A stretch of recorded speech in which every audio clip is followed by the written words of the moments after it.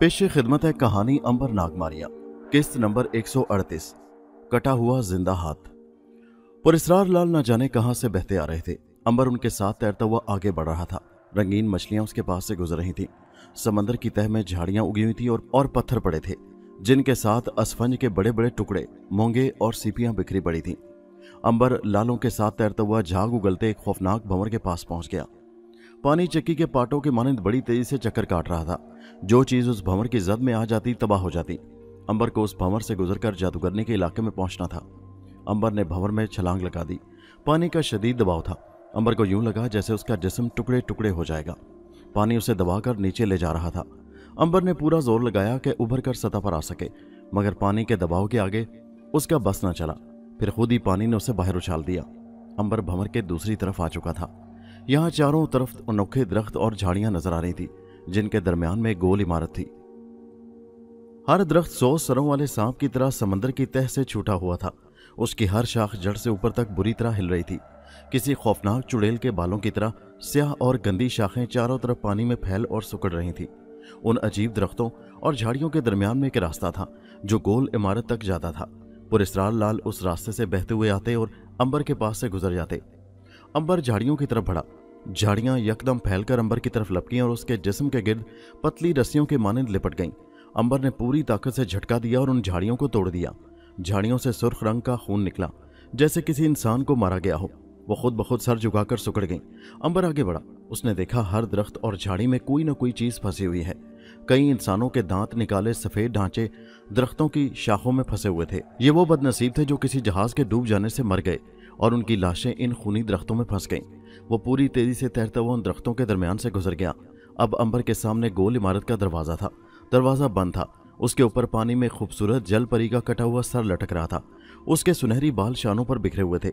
उसकी आंखों से आंसू टपक रहे थे और ये आंसू आंख से निकलते ही सुर्ख लाल बन जाते। जल परी के चेहरे पर मौत की जर्दी नहीं थी। उसकी कटी हुई गर्दन से खून निकल रहा था। उसके होंठ बंद थे और चेहरे पर उदासी छाई हुई थी। उसने अंबर की तरफ आंख उठाकर भी न देखा और बदस्तूर आंसू बहाती रही। अंबर ने कहा, ए जलपरी, क्या तुम मलका परी की बेटी हो? कोई जवाब न मिला। जलपरी के होंठ कांपे। एक ठंडी आह अंबर के जिस्म को छूकर गुजरती चली गई और होंठ फिर एक दूसरे में पेवस्त हो गए। अंबर ने दोबारा अपना सवाल दोहराया, मगर कोई जवाब न मिला। अंबर दरवाजे की तरफ बढ़ा। दरवाजा हाथ लगते ही खुल गया। अंबर गोल इमारत में दाखिल हो गया। समंदर में होने के बावजूद इमारत के अंदर खुश्की थी। अंबर को यूं लगा जैसे वो जमीन पर किसी इमारत में है। सामने एक ड्योढ़ी नजर आ रही थी। उस ड्योढ़ी से गुजरकर अंबर एक कमरे में पहुंचा। कमरे में कोई ना था। अंबर ने छत की तरफ नजर उठाई तो उसे जलपरी का बगैर सर का धड़ फजा में मौलिक नजर आया।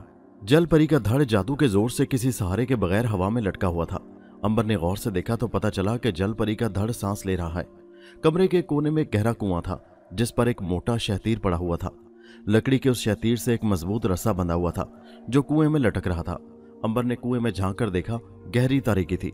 अंबर को जादूगरनी की तलाश थी। उसने रस्सा थामा और कुएं में उतरने लगा। अब हम जादूगरनी की खबर लेते हैं कि वो कहाँ है और क्या कर रही है।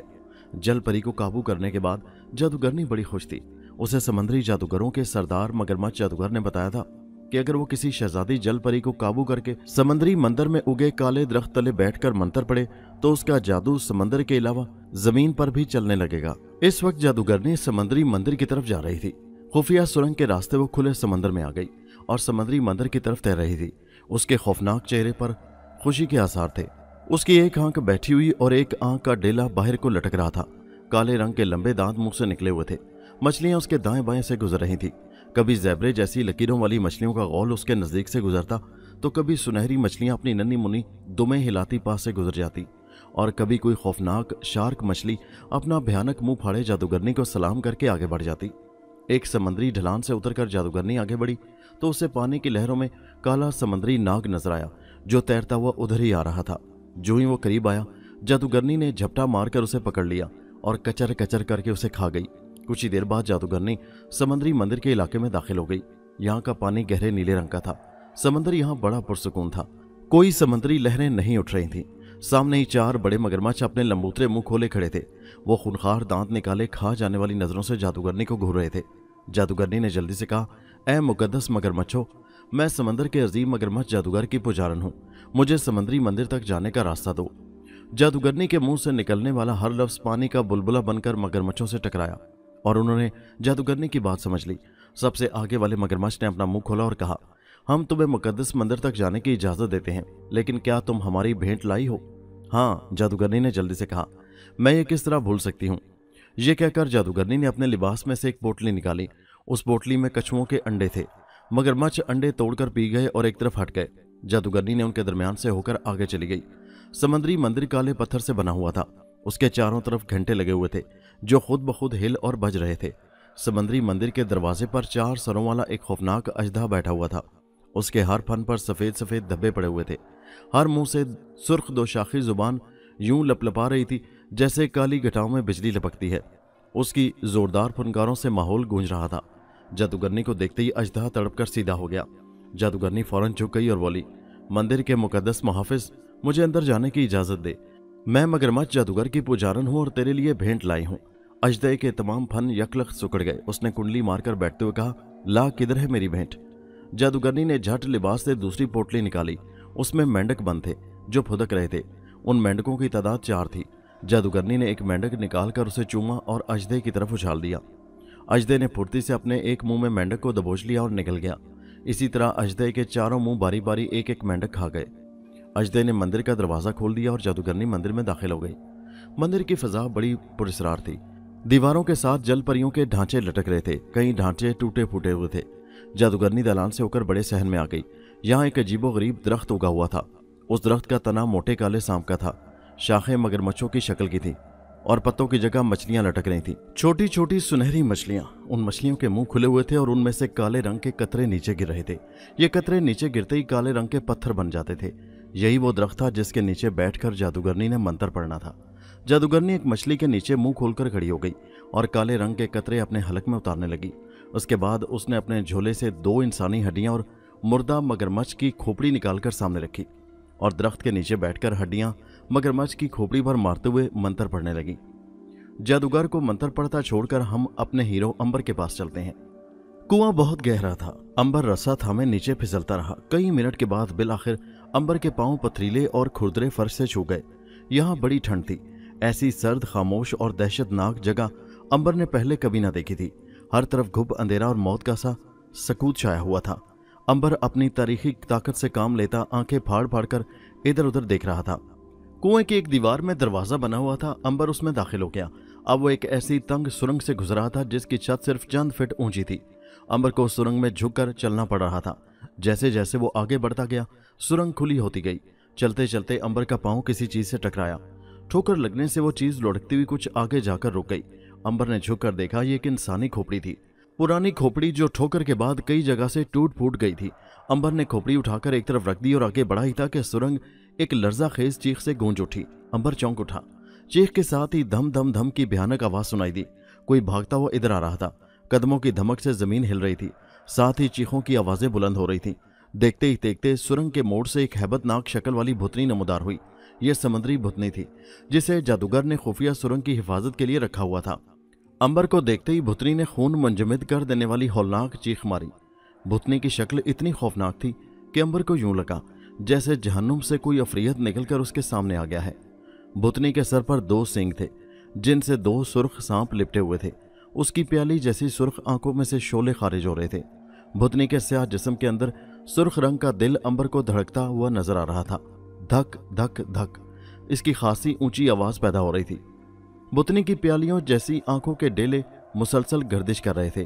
गालिबन वो ये सोच रही थी कि समंदर के नीचे एक इंसान किस तरह आ गया और अभी तक जिंदा क्यों कर है। भुतनी के दोनों हाथों के नाखून खंजरों जैसे थे। उसने चीख मारकर अंबर पर हमला कर दिया। अंबर ने कोई हरकत ना की। गुर्राती हुई भुतनी ने पूरी ताकत से अंबर के पेट में अपने नाखून मारे, मगर ये क्या, नाखून अंबर के पेट में घुस जाने के बजाय टूट गए थे। दर्द से बेहाल होकर भुतनी ने दोनों हाथ अपने सीने पर मारे और दांत निकालकर आगे बढ़ी। उसी वक्त अंबर ने अपनी सारी ताकत इस्तेमाल में लाकर एक जबरदस्त मुक्का भुतनी के जबड़े पर मारा। भुतनी का जबड़ा टूटकर लटकने लगा। सुरंग में गोया चीखों का तूफान आ गया। भुतनी बुरी तरह अंबर को नोच खसोट रही थी। अंबर ने भुतनी के दिल का निशाना लेकर वहां मुक्का मारा। उसकी बंद मुट्ठी भुतनी की पसलियां तोड़ती हुई सीधी दिल पर लगी। भुतनी का दिल फट गया। अंबर ने उसे दोनों हाथों पर उठाकर जमीन पर दे मारा और गर्दन पर पांव रखकर जोर डालने लगा। भूतनी चीखें मारती तड़प रही थी। उसके दिल से बदबूदार सुर्ख खून बह रहा था। फिर उसके मुंह से आखिरी चीख निकली और वो मर गई। अंबर ने भूतनी की लाश को वहीं छोड़ा और फिर से सुरंग में चलना शुरू कर दिया। शैतान की आंत जैसी उस लंबी सुरंग का इख्तिताम एक दरवाजे पर हुआ। अंबर ने दरवाज़ा खोलना चाहा तो ठक की आवाज़ के साथ दरवाजे के साथ वाली दीवार फटी और एक नुकीला भाला बिजली की सुरअत के साथ निकलकर अंबर के सीने से टकराया। अंबर की जगह कोई और होता तो भाला उसके जिस्म से गुजर जाता, मगर वो लाफानी ताकतों का मालिक अंबर था। भाला टूट गया। जादूगरनी बला की अयार थी। उसने अपने जादू से ये सिस्टम बना रखा था कि उसके अलावा जो ही कोई दरवाज़ा खोलने लगता, भाला निकलकर उसे ख़त्म कर देता। अंबर दरवाज़ा खोलकर बाहर आ गया। अब वो फिर खुले समंदर में था। वो जादूगरनी को तलाश करता हुआ आगे बढ़ने लगा। अचानक सामने से एक रे मछली आती दिखाई दी। इस मछली में यह खसूसियत होती है कि इसमें से रोशनी की शुआएं फूटती हैं। इसे छुआ जाए तो ऐसा ज़बरदस्त करंट पड़ता है कि बाज़ औक़ात इंसान मर जाता है। रे मछली अंबर के पास से गुजर गई। अंबर समंदर में तैरता हुआ समुद्री ढलान तक पहुंच गया, जिसके दूसरी तरफ से समुद्री मंदिर का इलाका शुरू हो जाता था। समुद्री ढलान में बकसरत आबी पौधे उगे हुए थे। सफ़ेद और खाकी रंग की छतरी नुमा पत्तों वाली झाड़ियाँ थीं, जिनमें रंग बिरंगी नन्ही मुन्नी मछलियाँ रक्स करती फिर रही थीं। अंबर को यूं लग रहा था जैसे उसने नीले रंग की ऐनक लगा रखी है। वो ढलान की दूसरी तरफ पहुंचा तो चारों मगरमच्छ उस पर झपट पड़े। इंसानी खून की खुशबू ने उन्हें बेचैन कर दिया था। उसके लंबे दांत पानी में साफ नजर आ रहे थे। सबसे अगले मगरमच्छ ने अंबर की टांग को अपने मुंह में जकड़ लिया। मगरमच्छ को यूं लगा जैसे कोई पत्थर उसके मुंह में है। अंबर ने बड़े इत्मीनान से मगरमच्छ की आंख पर घूंसा मारा। मगरमच्छ बुरी तरह तड़पा। उसने अंबर की टांग छोड़ दी और पानी में बैठता चला गया। दूसरा मगरमच्छ अपना लंबूतरा भयानक मुंह खोलकर हमला करने आगे बढ़ा तो अंबर ने गोता लगाकर उसके पेट के निचले नरम हिस्से पर दोनों हाथों से जरब लगाई। मगरमच्छ ने अपनी दुम घुमाकर उसे मारी। अंबर ने उसकी दुम दबोच ली और पानी में 2-3 चक्कर देकर समुद्री ढलान पर दे मारा। मगरमच्छ वहीं तड़प कर मर गया। बाकी दोनों को मगरमच्छों का भी यही हशर हुआ। अंबर आगे बढ़ा। उसको अब समुद्री मंदिर के घंटे बजने की आवाज सुनाई देने लगी थी। अंबर आवाज की तरफ चल पड़ा। आवाज बड़ी मध्यम थी। आइए अब जरा जादूगरनी के पास चलें। वो काले दरख्त के नीचे बैठी अपना मंत्र पढ़ रही थी। अचानक दरख्त की एक मछली हंसी। दूसरी ने पूछा, ए बहन, तुम्हें क्या हुआ था? ये तुम हंस क्यों रही थी? पहली मछली ने कहा, मुझे इस अहमक जादूगरनी पर हंसी आ रही है। ये यहाँ बैठी मंत्र पढ़ रही है और उधर एक इंसान इसका तिलिस्म तबाह करने और खूनी मगरमच्छों को हलाक करने के बाद मंदिर की तरफ आ रहा है। वो इस जादूगरनी को मार डालना चाहता है। जादूगरनी के कान खड़े हो गए। उसने मंत्र पढ़ना बंद कर दिया और अपने कान मछलियों की तरफ लगा दिए। मछलियों के बोलने से पानी में बुलबुले बनते थे और ये बुलबुले जब जादूगरनी के कान से टकराते तो अल्फाज बन जाते थे। दूसरी मछली बोली, हटो, क्यों मजाक करती हो? भला कोई इंसान पानी के नीचे जिंदा रह सकता है? पहली मछली ने कहा, मैं मगरमच्छ जादूगर की खास कनीज हूँ। मुझे सारी बातों का इल्म हो जाता है। वो इंसान बड़ा अजीब है, उसका मरना बहुत मुश्किल है। अच्छा, अब चुप रहो। मछलियां खामोश हो गईं। जादूगरनी फिक्रमंद हो गई थी कि काले दरख्त की तिलिस्मी मछली झूठ नहीं बोल सकती, लेकिन अगर वो अपना मंत्र अधूरा छोड़कर काले दरख्त के नीचे से उठती तो उस पर मगरमच्छ जादूगर का अजाब नाजिल होना था। जादूगरनी ने एक जादू पढ़कर फूंका तो जमीन से तिलिस्मी पुतला उभरा। उसने कहा, क्या हुक्म है समुद्री जादूगरनी? जादूगरनी बोली, ए तिलिस्मी पुतले, तो खून पीने वाले जादुई बनमानस के पास जा और उसे कह कि मेरा दुश्मन जो एक इंसान है और मंदिर की तरफ आ रहा है उसका खून पी जाए और गोश्त मछलियों को डाल दे। जा, चला जा, जल्दी कर। तिलिस्मी पुतले ने गर्दन घुमाई और जमीन में गर्क हो गया। जादूगरनी दोबारा मंत्र पढ़ने लगी। अंबर मुकद्दस समुद्री मंदिर के दरवाजे तक पहुंच गया। 4 मुंह वाले अजदह ने उसे देखा तो चारों फन फैलाकर फुनकारने लगा। अंबर के कपड़े पानी में भीग चुके थे, इसलिए उनसे नाक की मखसूस बू नहीं उठ रही थी। अजदा तैश में आकर दुम के बल खड़ा हो चुका था और फन लहराता हुआ फुनकार रहा था। फिर उसने लपक कर अपने एक मुंह से अंबर के बाजू पर डस लिया। अजदा समझ रहा था कि अभी अंबर के नाक मुंह से खून जारी हो जाएगा और वो मर जाएगा, मगर अंबर तो बड़े मजे से खड़ा मुस्कुरा रहा था। अजदे को बड़ा गुस्सा आया। उसने गजबनाक हालत में फुनकारते हुए चारों मुंह से बारी बारी अंबर को डस लिया, लेकिन कोई असर न देखकर वो अंबर के जिस्म के गिर्द रस्सी की तरह लिपट गया और दबाते हुए अंबर की हड्डियां तोड़ने की कोशिश करने लगा। तब अंबर ने सिग्नल की खामोश जुबान में कहा, ए अजदा, तू मुझे कभी नहीं मार सकेगा। तेरा जहर मुझ पर असर नहीं कर सकता। मैं अंबर हूं, तुम्हारे देवता नाग का भाई। सिग्नल की लहरें अजदे के दिमाग से टकराकर अल्फाज बन गईं। उसकी गिरफ्त यकदम ढीली पड़ गई। फन सुकड़ गए और वो रेंगता हुआ अंबर के जिस्म से उतर आया। उसने सर झुकाते हुए सिग्नल दिया, नाग देवता के अजीम भाई, मुझे माफ कर दो, मुझसे बड़ी भूल हुई। मैं इस समंदर के खतरनाक मगरमच्छ जादूगर के कब्जे में हूँ। अंबर ने कहा, फिक्र मत करो, मैं इस जादूगर के बच्चे को जिंदा नहीं छोड़ूंगा। तुम ये बताओ, समुद्री जादूगरनी कहाँ है? अजदे ने जवाब दिया, जादूगरनी मंदिर के अंदर है और किसी खास मंत्र को पढ़ रही है। वो मगरमच्छ जादूगर की खास पुजारन है। अंबर ने मंदिर का दरवाजा खोला और अंदर दाखिल हो गया। अभी वो चंद कदम ही आगे बढ़ा था कि अचानक जमीन फटी और एक खौफनाक चेहरे वाला बनमानस उभर कर बाहर निकल आया।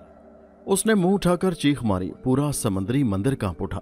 ये वही जादुई बनमानस था जिसे जादूगरनी ने भेजा था। बनमानस ने अंबर की तरफ मुंह करके जोरदार फूंक मारी। उसकी फूंक में न जाने क्या असर था कि अंबर बेहोश होकर गिर पड़ा।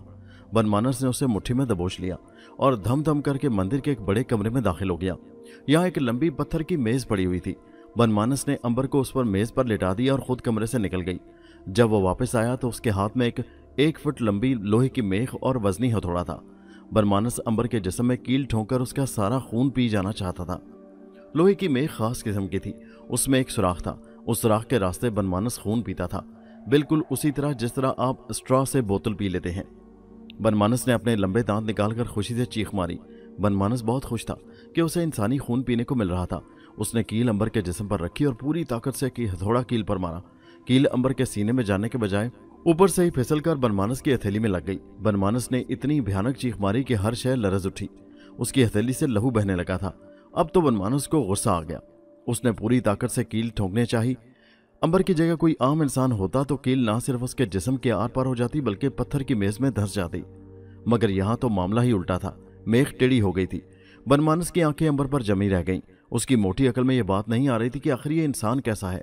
जल्दी बनमानस पर हैवानी ताकत गालिब आ गई। उसने अंबर को उठाकर दीवार से दे मारा। अंबर को कुछ न हुआ तो बनमानस बावला हो गया। उसने अंबर को जमीन पर डालकर उस पर कूदना शुरू कर दिया। अगर कोई पथरीली चट्टान होती तो वो टूट फूट जाती। अब तो बनमानस के दिल पर दहशत तारी होने लगी। उसने अपने सारे हरबे आजमा डाले मगर नतीजा सिफर निकला था। उधर अंबर को होश आ रहा था। वो उठ बैठा। बनमानस चीख मारकर फिर उस पर हमलावर हुआ और उसे उठाकर सर पर घुमाने के बाद दीवार से दे मारा। जोरदार धमाका हुआ। दीवार थरथरा कर रह गई।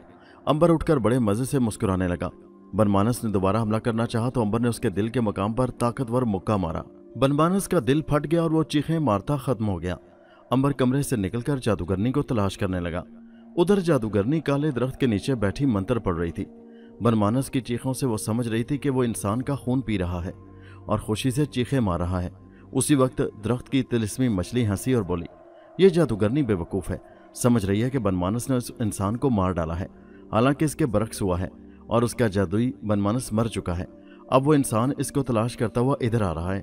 दूसरी मछली ने कहा, क्या वो इंसान जादूगरनी को मारने में कामयाब हो जाएगा? तिलिस्मी मछली कहने लगी, हाँ, अब जादूगरनी के दिन पूरे हो चुके हैं, ये जिंदा ना बच सकेगी। जादूगरनी ने मछलियों की गुफ्तगू सुनी तो उसके हाथ पांव फूल गए। उसका बाहर निकला हुआ डेला तेजी से घूमने लगा।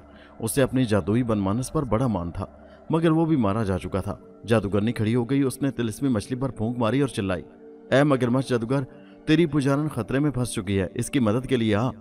मगरमच्छ जादूगर उस वक्त समंदर की तीसरी तह में बैठा जादू तैयार कर रहा था कि उसने जादूगरनी की पुकार सुनी तो जादू तैयार करना बंद कर दिया। उसका ऊपर का धड़ इंसानों जैसा और निचला धड़ मगरमच्छ जैसा था। शक्ल इंतहाई खौफनाक थी और सर पर एक सीधा सींग उगा हुआ था जिससे समुद्री काला नाग लिपटा हुआ था। मगरमच्छ जादूगर ने अपनी जेब में से एक शीशा निकाला। यह समंदर के महाजादूगर का शीशा था। उसकी खूबी यह थी कि उससे जो भी पूछा जाए उसका सही जवाब शीशे पर खुद ब खुद उभर आता था। मगरमच्छ जादूगर की आदत थी कि वो हर काम करने से पहले जादुई शीशे से पूछ लेता था। उसने शीशे को सामने रखकर कहा, अकड़ बकड़ बम्बे बो 80-90 पूरा 100। ऐ जादू के शीशे, बतला मेरी पुजारन किस खतरे में है? जादुई शीशे पर अल्फाज उभरने लगे, वो एक इंसान अंबर के हाथों मारी जाने वाली है और तू उसे हरगिज ना बचा सकेगा। मगरमच्छ जादूगर का मुंह हैरत से खुल गया। उसने दोबारा शीशे की इबारत पढ़ी, फिर उछलकर चिंघाड़ा, अकड़ बकड़ बम्बे बो 80-90 पूरा 100। ऐ शीशे, इंसान समंदर में किस तरह जिंदा रह सकता है? वो तो फौरन मर जाता है। जादुई शीशा जोर से लर्जा। उस पर थरथराते अल्फाज नमदार होने शुरू हो गए, ओ बदबख्त जादूगर, तू क्या समझता है कि मैं झूठ बोल रहा हूं? वो एक इंसान है जिस पर मौत हराम है। अगर तू उसके मुकाबले के लिए जाएगा तो मारा जाएगा।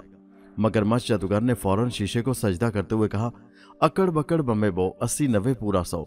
ऐ जादुई शीशे, मेरी क्या मजाल के तुझे झूठा समझूं। मैं तो ये पूछना चाहता हूं कि अब मुझे क्या करना चाहिए। जादुई शीशे पर इबारत उभरी, तू कुछ नहीं कर सकता, तेरा समुद्री मंदिर इस इंसान के हाथों तबाह हो जाएगा। मगरमच्छ जादूगर कहने लगा, क्या मैं उस इंसान से अपनी तबाही का इंतकाम ले सकूंगा?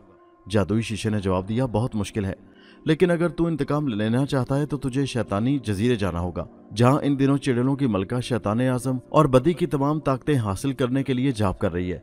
वो बदी की ताकतें लेकर अंबर नाग और मारिया से मुकाबला करना चाहती है। उसका पहले भी अंबर से मुकाबला था और शिकस्त खाने के बाद चुड़ैलों की मलका ने कह दिया था कि वो बदी की ताकतें लेकर आएगी और इंतकाम लेगी। तू भी चुड़ैलों की मलका से मिल जा और उसका साथी बन जा। मगरमच्छ जादूगर ने अपनी दुम को पानी में मारते हुए कहा, अकड़ बकड़ बम्बे पो, 80-90 पूरा 100। मैं चुड़ैलों की मलका से जरूर मिलूंगा, लेकिन ऐ मुकद्दस शीशे, ये मारिया और नाग कौन है? जादुई शीशे पर अल्फाज उभरे। अंबर की मुंह बोली बहन मारिया और भाई नाग है। ये भी पुरस्कार ताकतें रखते हैं। मारिया किसी को नजर नहीं आ सकती और नाग एक ऐसा सांप है जो जब चाहे इंसान और जानवर का रूप धार सकता है। मगरमच्छ जादूगर चिंगाड़ा, मैं उन तीनों से बड़ा भयानक इंतकाम लूंगा। ऐ शीशे, बता, क्या मैं उन्हें चुड़ैलों की मलका के साथ मिलकर मार डालूंगा? जादुई शीशे पर अल्फाज नमदार हुए, ये मैं अभी नहीं बता सकता, बस अब मुझसे सवाल मत करना। मगरमच्छ जादूगर ने शीशा उठाकर जेब में रखा और उसी वक्त शैतानी जजीरे की तरफ रवाना हो गया ताकि चुड़ैलों की मलका से मिल सके। अब हम अंबर के पास आते हैं। जादूगरनी को तलाश करते अंबर दलान से होकर बड़े सहन में आ गया। यहाँ काला दरख्त लगा हुआ था जिसके नीचे जादूगरनी खड़ी थी। अंबर को देखकर उसने बड़े भयानक अंदाज में चीख मारी। उसके बाहर लटके हुए डेले से चिंगारियां फूटने लगी। उसने चीख कर कहा, ऐ इंसान, तुझे यहाँ आने की हिम्मत कैसे हुई? मैं अभी तुम्हें भस्म कर दूंगी। ऊपर से तो जादूगरनी ये कह रही थी मगर दिल में डर रही थी। उसकी पुकार पर अभी तक मगरमच्छ जादूगर नहीं आया था। अंबर ने जादूगरनी की तरफ बढ़ते हुए कहा, ओ खबीस जादूगरनी, अपनी जान की खैर मना, मैं तुझे हरगिज जिंदा नहीं छोड़ूंगा। जादूगरनी ने अपने झोले से एक नारियल निकाला और उस पर फूंक मारकर हवा में उछाला। नारियल में से बेशुमार बिच्छू निकलकर अंबर पर गिरने लगे। वो अपने डंक अंबर पर चला रहे थे। अंबर ने उन बिच्छुओं को हाथों में मसल दिया। जादूगरनी ये देखकर परेशान हो गई। उसने जोर से मंत्र पढ़ते हुए फूंक मारी। उसके मुंह से आग के शोले निकलकर अंबर पर पड़े। अपना ये वार भी खाली देखकर जादूगरनी सिटपिटा गई। अंबर ने आगे बढ़कर उसकी चुटिया पकड़ ली और बल देते हुए बोला, मुझ पर तेरा कोई जादू नहीं चल सकता। अंबर ने मुक्का मारकर जादूगरनी का बाहर लटकता डेला फोड़ दिया। जादूगरनी के मुंह से खौफनाक चीख निकली। अंबर की गिरफ्त से आजाद होने के लिए मचली।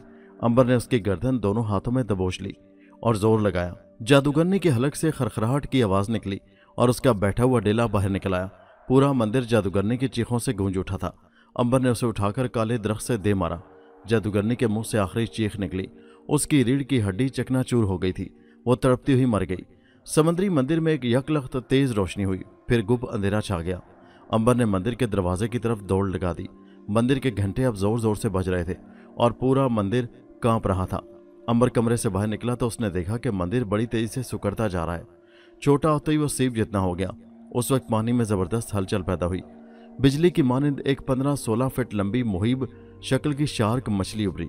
उसने अपना भयानक मुंह खोला। उसका जबड़ा इतना कि 4 फुट लंबा था और लंबे नोकदार सफेद दांतों की कितारें नजर आ रही थी। शार्क मछली ने सीप को अपने मुंह में निगल लिया और पानी में बैठ गई। अंबर हैरान परेशान देखता रह गया। समुद्री मंदिर का अब नामो निशान तक न रहा था। कोई नहीं कह सकता था कि अभी कुछ देर पहले यहाँ एक अजीमुशान मंदिर था। फिर अंबर ने तैरते हुए जादूगरनी के ठिकाने की तरफ बढ़ना शुरू कर दिया।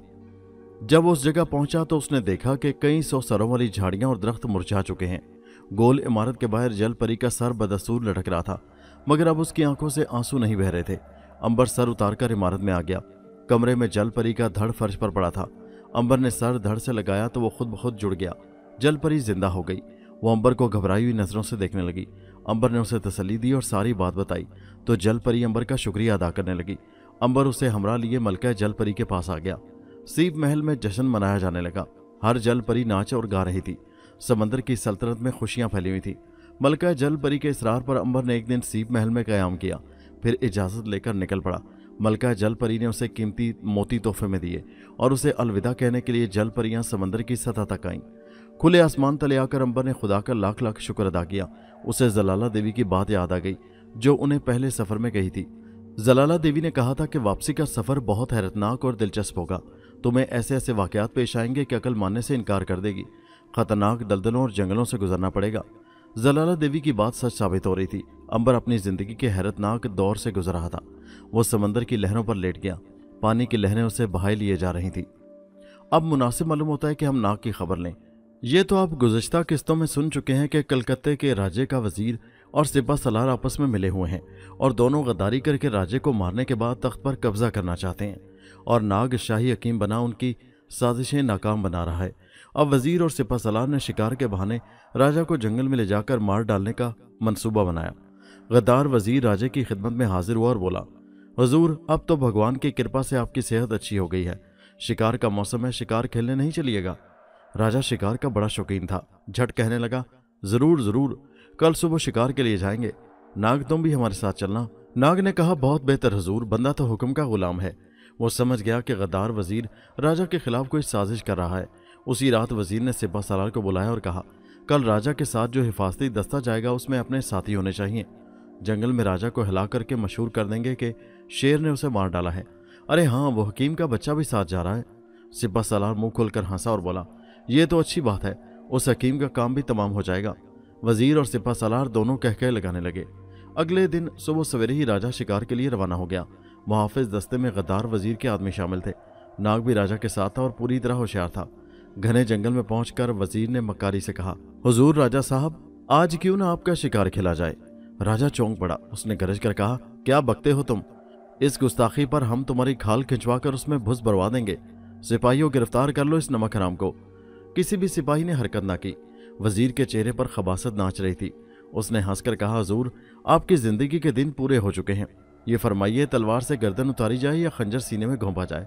गद्दारी, राजा गुस्से से कांपता हुआ बोला। धोखेबाज, तूने नमक हरामी की, जिस थाली में खाया उसी में सुराख किया। वजीर ने चिल्लाकर कहा, जल्लाद, इस बुड्ढे का सर तन से जुदा कर दे। अब नाग के हरकत में आने का वक्त आ गया था। उसने आगे बढ़कर कहा, राजा का सर काटने से पहले जल्लाद को मेरा सर काटना होगा और मेरा सर काटना जल्लाद के बस की बात नहीं है। वजीर उछलकर चिल्लाया, जल्लाद, पहले इस बदबख्त को मार डाल, लगता है इसे मरने की बहुत जल्दी है। जल्लाद तलवार खींच चुका था। वो तलवार लहराता हुआ नाग की तरफ बढ़ा। नाग ने अब देर करना मुनासिब न समझी। उसने जोरदार सांस लिया और पुराना अफ्रीकी हाथी बन गया। लंबे लंबे खौफनाक दांतों और मोटी सूंड वाले हाथी ने चिंगाड़ मारी और जल्लाद को सूंड में लपेटकर एक मोटे दरख्त से दे मारा। जल्लाद के हलक से दर्द भरी चीख निकली। उसकी हड्डियां भी चकनाचूर हो गईं। वजीर का ये हाल था कि काटो तो लहू नहीं। उसका रंग फक था और आंखें फटने की हद तक फैल गई थी। उसकी आंखों के सामने एक इंसान अफ्रीकी हाथी बन गया था। राजा भी हैरान परेशान खड़ा था और मुहाफिज सिपाही थर थर कांप रहे थे। हाथी ने आगे बढ़कर वजीर को सूंड में उठा लिया। वजीर की तो घिघी बन गई। हाथी ने उसे 2-3 चक्कर देकर जमीन पर उतार दिया और अपना भारी पांव जमीन पर रख दिया। वजीर ने बड़ी खौफनाक चीख मारी थी। हाथी ने उसका कीमा बना दिया था। मुहाफिज सिपाहियों ने यह देखा तो जिधर मुंह उठा भाग खड़े हुए। हाथी दोबारा इंसान के रूप में आ गया। नाग ने कहा, ए राजा, घबराओ मत, मैं एक जादूगर हूं। औकाब के रूप में मैं ही तुम्हारे महल में आया था। वजीर और सिपा सलार गद्दारी से तुम्हें तख्त से महरूम कर देना चाहते थे। मुझे जब इस साजिश का इल्म हुआ तो मैंने इन्हें सबक सिखाने का फैसला किया और अब वजीर को अपने किए की सजा मिल चुकी है।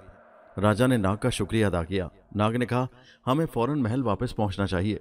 ऐसा ना हो कि गद्दार सिपा सलार कोई नई मुसीबत खड़ी कर दे। राजा ने कहा, हाँ, रानी महल में अकेली है और अब मुहाफिजों पर से मेरा एतबार उठ गया है। नाग घोड़ा दौड़ाते हुए कहने लगा, अगर यहाँ टेलीफोन होता तो हम बड़े मजे से फोन करके रानी को खबर कर देते। टेलीफोन? राजा ने चौंकते हुए कहा, यह क्या चीज होती है? अब नाग को एहसास हुआ कि उसने क्या कह दिया है। वो हंसता हुआ बोला, टेलीफोन का मामला आपकी समझ में आने वाला नहीं। राजा कहने लगा, आखिर कुछ पता तो चले, टेलीफोन किस बला का नाम है? मैंने तो जिंदगी में पहली बार यह नाम सुना है। नाग ने राजा को टेलीफोन के बारे में बताया कि वो क्या चीज होती है। टेलीविजन, रेडियो, हवाई जहाज और कारें क्या होती हैं, बम किसे कहते हैं और रेलगाड़ी कैसे चलती है। राजा हैरत से मुंह खोले उसकी बातें सुन रहा था। उसने कहा, मियाँ जादूगर, ये सब कहाँ होता है और तुम्हें किस तरह इस बारे में मालूम हुआ? नाग कहने लगा, यह जमाना कई 100 साल बाद आएगा। मैं उसी जमाने से गुजरकर वापसी का सफर तय कर रहा हूँ। राजा ने कहकर लगाया और बोला, अच्छा, अब समझा, तुम मजाक कर रहे हो। नाग भी हंस दिया। उसने सोचा कि अगर इस राजा की उम्र कई 100 बरस बढ़ जाए तो ये उस जमाने को अपनी आंखों से देख ले, मगर ऐसा मुमकिन नहीं था। राजा को क्या मालूम था कि एक वक्त वो आएगा जब पूरे हिंदुस्तान पर अंग्रेजों की हुकूमत होगी। फिर 1857 में जंगे आज़ादी लड़ी जाएगी और इसी कलकत्ते में लहू पानी की तरह बहेगा। वो दोनों घोड़े दौड़ाते महल पहुंच गए। यहाँ खैरियत थी। दरअसल सिपा सलार अपने महल में वजीर के पैगाम का इंतजार कर रहा था। वजीर का ये पैगाम मिलते ही कि राजा कत्ल हो गया है, उसने शाही महल पर कब्जा कर लेना था। राजा के हुक्म पर सिपा सलार को गिरफ्तार कर लिया गया था। बावर्ची भी कैद खाने पहुंच गया। नाग राजा के महल में मेहमान खास बनकर रह रहा था। राजा, रानी, अमीर, वजीर सब उसकी खिदमत के लिए तैयार रहते थे, मगर नाग का दिल नहीं लगता था। उसे हर वक्त अंबर और मारिया की याद सताती रहती। आखिर वो इजाज़त लेकर राजा से एक रोज़ वहाँ से निकल पड़ा। कलकत्ता छोड़ने से पहले वो एक बार फिर उस सराय में गया जहाँ वो और मारिया इकट्ठे ठहरे थे, और फिर मारिया गायब हो गई थी। वो मारिया का पता करने ही यहाँ आया था कि शायद वो वापस आ गई हो, मगर ऐसा नहीं था। नाग को क्या मालूम कि मारिया किस मुसीबत में फंस चुकी थी। वो तो अकरब देवता के पुजारी की कैद में थी।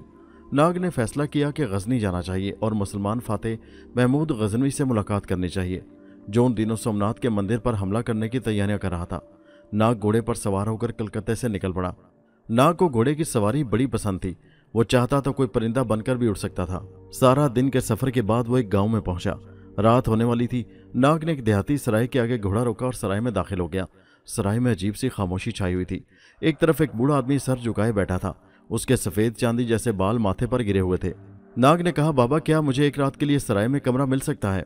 बूढ़े ने अपना सर उठाया। उसकी आंखें यूं सुर्ख हो रही थी जैसे वो रोता रहा हो। उसने आह भर कर कहा, हाँ, एक रात ही की तो बात है फिर। नाग बूढ़े का जवाब सुनकर हैरान रह गया। बूढ़ा अब दोनों हाथों से मुंह ढांप कर रोने लगा था। नाग को उस पर बड़ा तरस आया। उसने सोचा, खुदा जाने इसको क्या दुख है। वो बूढ़े के पास बैठ गया और बोला, बाबा तुम रो क्यों रहे हो? मुझे बताओ तुम पर क्या मुश्किल आन पड़ी है, शायद मैं तुम्हारी कोई मदद कर सकूं। बूढ़े ने सर उठाया। उसकी आंखों में आंसू तैर रहे थे। वो सिसकी भरकर कहने लगा, ए नौजवान, तुम मेरी मदद नहीं कर सकते। इस गांव में कोई भी मेरी मदद नहीं कर सकता। नाग ने कहा, बाबा पता तो चले बात क्या है। बूढ़ा बोला, सुनना चाहते हो तो सुनो। मेरा एक ही बेटा रमेश है। उसकी उम्र 10 साल है।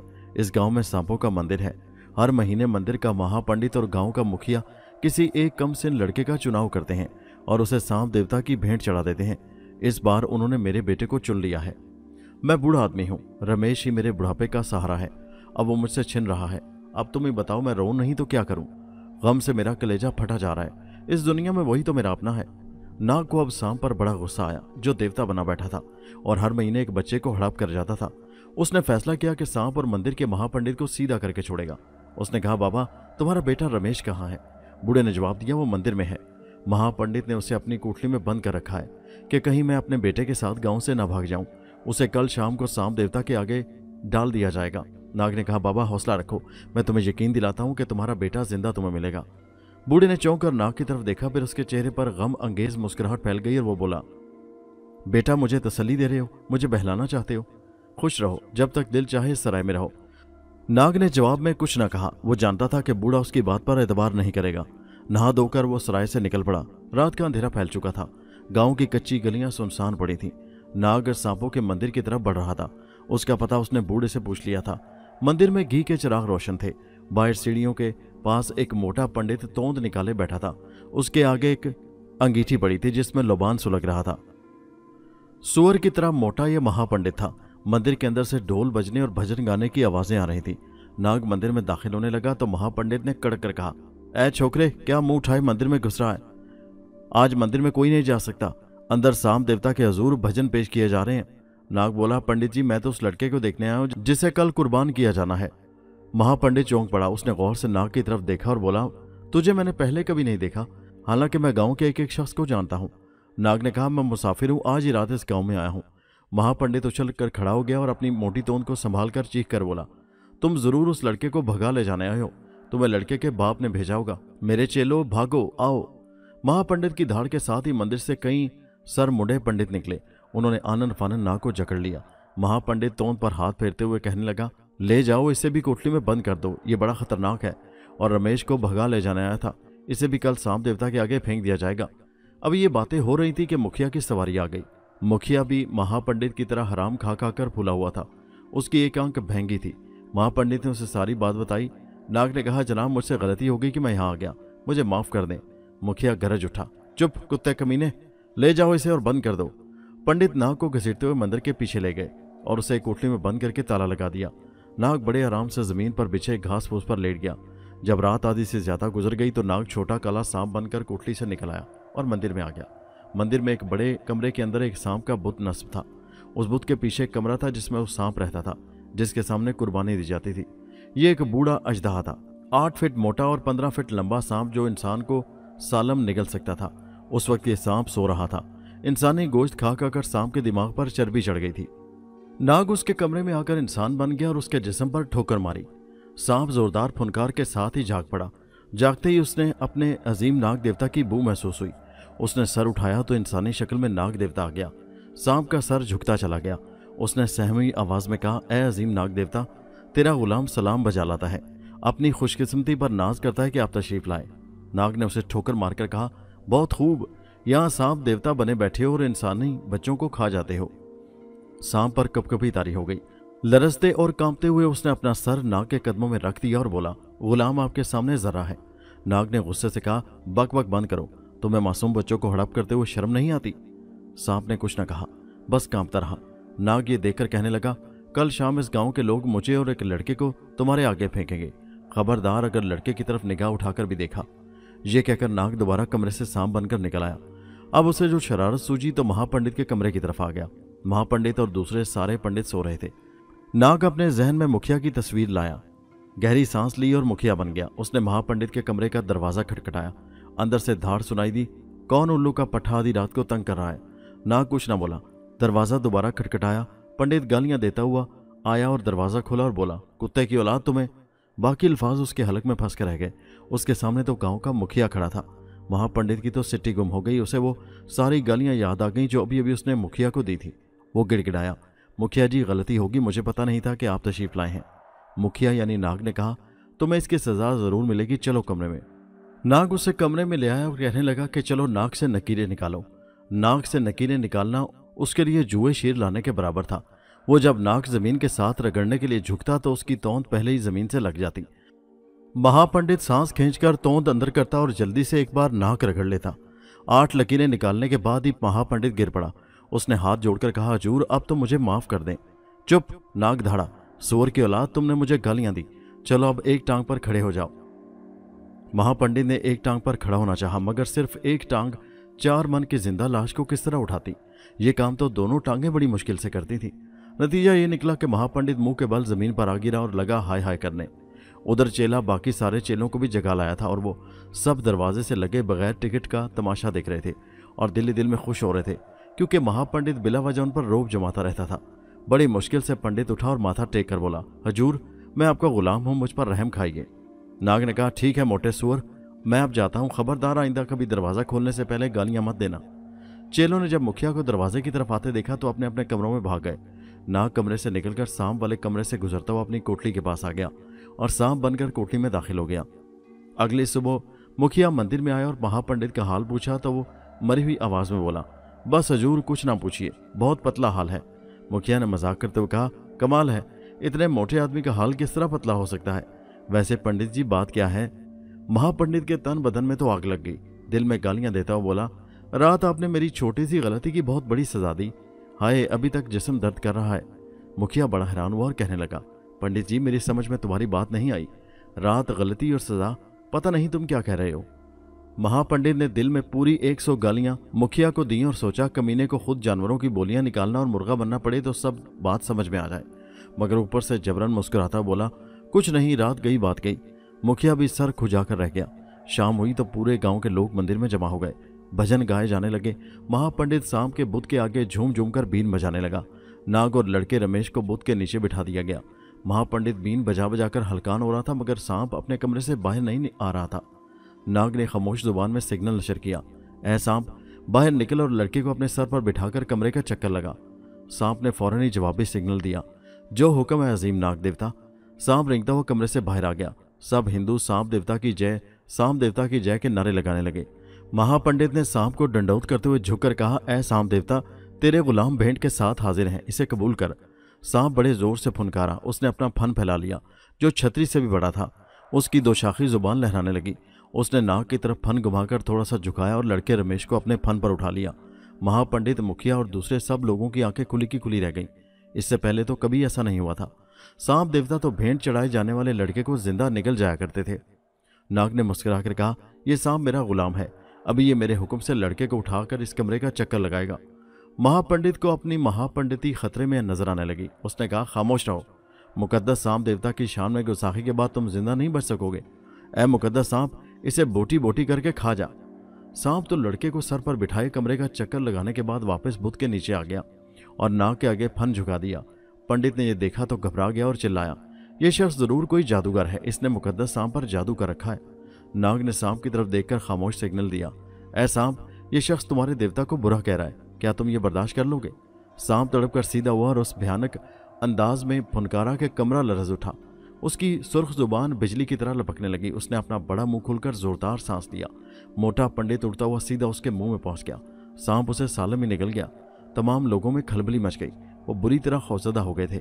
नाग ने मुखिया से कहा, तुम भी जुल्म करने में महापंडित के साथ बराबर के शरीक थे, बोलो तुम्हारे साथ क्या सलूक किया जाए? मुखिया फौरन गिरकर माफिया मांगने लगा। नाग ने कहा, आज के बाद यहाँ किसी इंसान की कुर्बानी नहीं दी जाएगी। हर माह सिर्फ एक बकरी सांप के आगे डाली जाएगी। ये कहकर नाग ने गहरी सांस ली और काब बनकर लोगों के सरों पर चक्कर काटने लगा। तमाम हिंदू देवता की जय के नारे लगाने लगे। नाग मंदिर से निकल आया और गजनी की तरफ उड़ने लगा।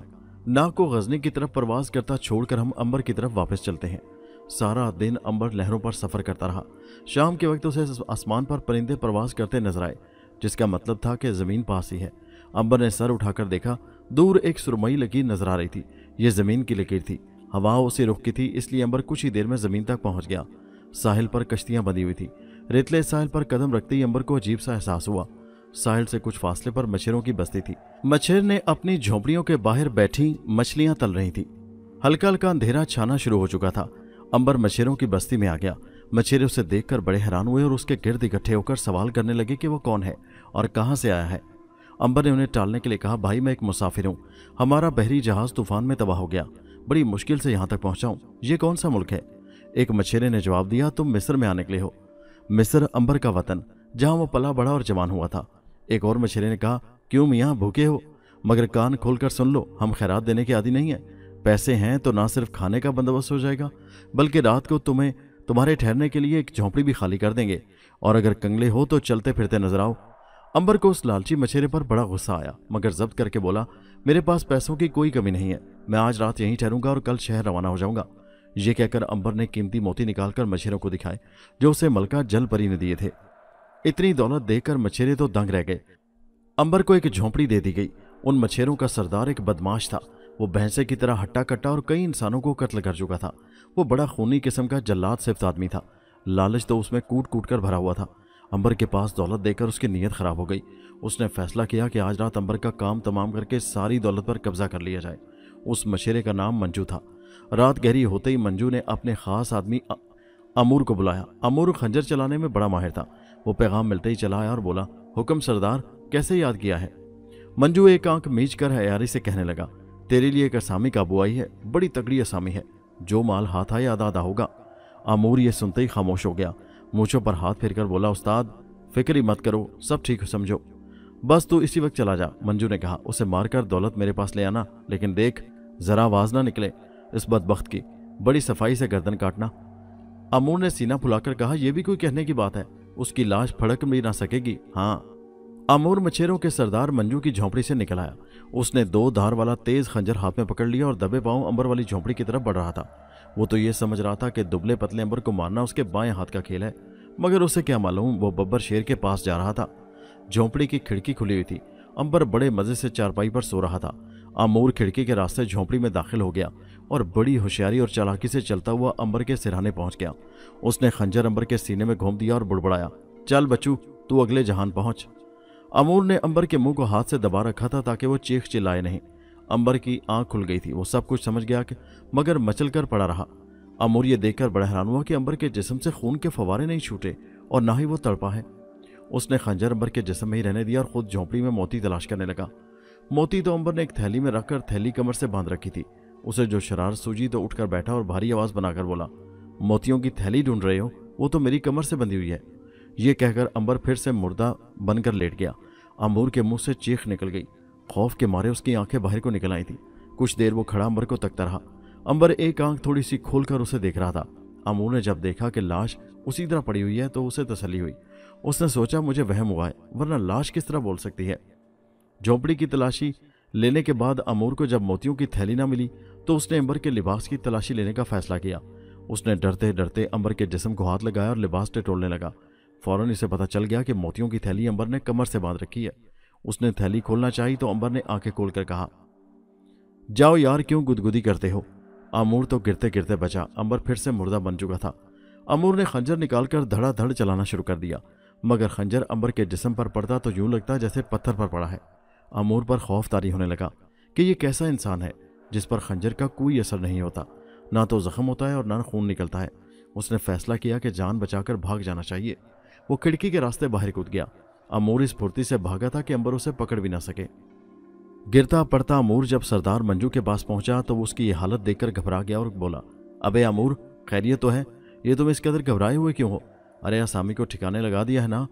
अमूर ने हाँफते हुए कहा, उस्ताद, वो आदमी नहीं, भूत है। उस पर खंजर असर नहीं करता, वो मरता नहीं है। सरदार मंजू गुस्से में आ गया और चिल्लाया, बकवास करते हो? काम खुद नहीं कर सकते और अच्छे भले आदमी को भूत बना देते हो। अमूर गिड़गिड़ाया, उस्ताद, सच कहता हूं, मैंने उसके सीने में खंजर मारा मगर उसे कुछ ना हुआ, खून भी ना निकला। सरदार मंजू उसके मुंह पर लात मारकर गरजा, तुम उल्लू के पट्टे, दफा हो जाओ यहां से, मैं खुद ही उससे निमट लूंगा। अमूर चला गया। सरदार मंजू सोच में पड़ गया। पहले कभी अमूर ने कच्चा काम नहीं किया था।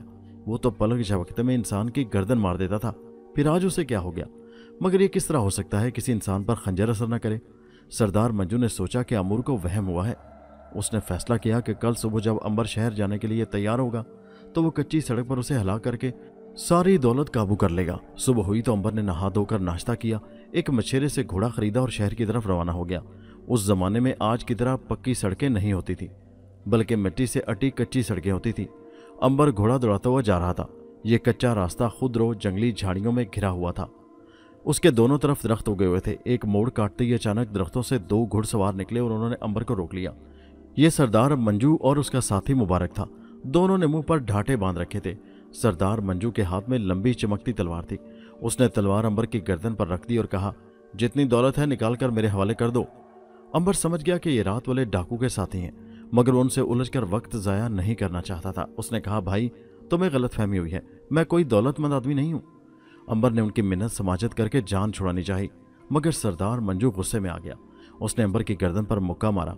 मुक्का मारते हुए उसे अंबर की गर्दन कुछ सख्त लगी, मगर उस बदबख्त ने ख्याल न किया और कहने लगा, ओ छोकरे, निकाल दौलत, वरना अभी अंतड़ियां बाहर निकाल दूंगा। मुझे बेवकूफ़ बनाना चाहता है? तेरा तो बाप भी मेरे सामने नाक रगड़कर दौलत देगा, तू क्या शय है? अब अमर को गुस्सा आ गया। अपने बाप के बारे में वो बकवास नहीं सुन सकता था। उसने फैसला किया कि इन डाकुओं को मजा चखाना चाहिए। वो घोड़े से उतर आया और बोला, उल्लू की दुम, तुम बातों से नहीं मानोगे, तुम्हें मैं अभी लातों से मनाता हूं। सरदार मंजू ने यह सुनकर कहका लगाया और तलवार घुमाकर अंबर के सर पर मारी। तलवार अंबर के पत्थर जैसे सर से टकराकर टेढ़ी हो गई। सरदार मंजू ने यह देखा तो उसके होश उड़ गए। जहां था वहीं खड़ा रह गया। आंखें पत्थर की बन गई। उसके साथी मुबारक ने चाकू निकालकर अंबर पर वार किया। चाकू अंबर के पेट से टकराकर टूट गया। अंबर ने मुबारक को दबोचकर उसके सर पर मुक्का मारा। मुबारक का भेजा नाक और कानों के रास्ते बाहर निकल आया। खोपड़ी के टुकड़े टुकड़े हो गए। सरदार मंजू ने यह देखा तो डर गया। वहम परस्त जाहिल आदमी था, फिर बुरे काम करने वाला हमेशा बुज़दिल होता है। जिन बच्चों की दोस्ती बचपन में नेक, सच्चे और ईमानदार बच्चों से होती है, वो खुद भी बहादुर और सच्चे होते हैं। सोहबत इंसान पर बड़ा असर करती है। सरदार मंजू बुरे लोगों की सोहबत में ना था, इसलिए बुरा और बुज़दिल हो गया। उसने भागना चाहा, मगर अमर उसे कहाँ जाने का। उसने मंजू को दबोचकर कहा, आप किधर जाते हो? कहीं रगड़वाओगे? मंजू ने झट हाथ जोड़ दिया और गिड़गिड़ाया, तुम जरूर कोई देवता हो, मुझसे गलती हुई, मुझे माफ कर दो, मुझे मत मारो। अंबर ने कहा, हरगिज नहीं, तुम एक जालिम डाकू हो और न जाने कितने मुसाफिरों को लूट कर कत्ल कर चुके हो। तुम्हारी सजा मौत है। मंजू ने जब यह सुना तो धड़ाधड़ तलवार चलाना शुरू कर दी। गर्दन, सर और सीना पर मंजू मुसलसल वार किए जा रहा था। उस हालत में तो इंसान का कीमा बन जाना चाहिए था, मगर अंबर के जिस्म पर खराश तक न आई थी, बल्कि तलवार जगह जगह से टेढ़ी मेढ़ी हो गई थी और अंबर मुस्कुरा रहा था। फिर अंबर ने मंजू से तलवार छीन ली और उसके पेट में घुसेड़ दी। मंजू ने एक चीख मारी और जमीन पर गिरकर तड़पने लगा। उसका खून जमीन को सैराब करने लगा। अंबर ने कहा, बेरहम इंसान, अब दर्द से चिल्लाते क्यों हो? जब तुम दूसरों को कत्ल करते थे उनका भी यही हाल होता था। अब तुम्हें दर्द की शिद्दत का अंदाजा हो गया होगा। यहां पड़े रहो और एड़ियां रगड़ रगड़ कर जान दे दो। हर जालिम का यही अंजाम होता है। अंबर घोड़े पर सवार होकर वहां से चल दिया। उस सफर का इख्तिताम मिस्र के शहर काहिरा पर हुआ। जिस वक्त अंबर वहां पहुंचा, शाम हो रही थी। लोग बाजारों में घूम फिर रहे थे। मिस्र के लोग ज्यादातर धारीदार कपड़े का एक लंबा कुर्ता पहनते हैं, जिसे गाबिया कहा जाता है। ये कुर्ता इतना लंबा होता है कि टखनों तक पहुंचता है। मिस्र में धूप और गर्मी बहुत होती है, इसलिए मिस्री लोग सर पर गोल टोपी पहनते हैं। औरतें भी एक लंबा सा चोगा पहनती हैं जो उनके पैरों तक पहुंचता है। उसे मिलाया कहते हैं।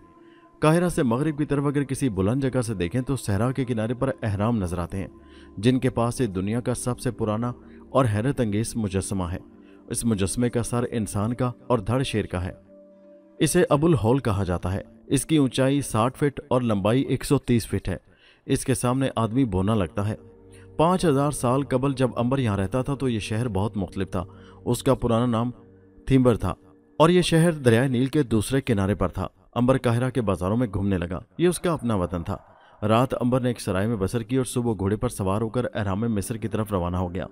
वो उनकी सैर के बाद हिंदुस्तान के लिए रवाना हो जाना चाहता था। दरियाए नील पार करके अंबर जब दूसरी तरफ सहरा में हजारों बरस पुराने शहर थीम्बर के खंडरात में पहुंचा तो उसका दिल धड़कने लगा।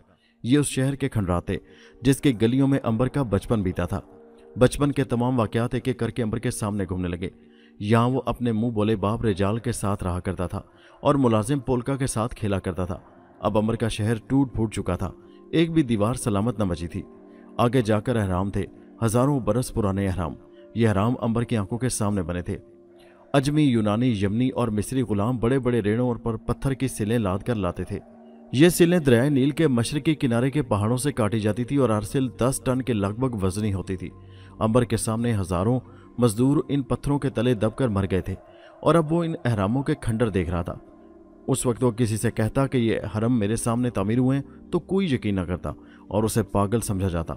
अंबर पुराने खंडरों की सैर करता फिर रहा था कि एक जगह उसने एक अंग्रेज को देखा जो एक कापी हाथ में लिए घूम रहा था।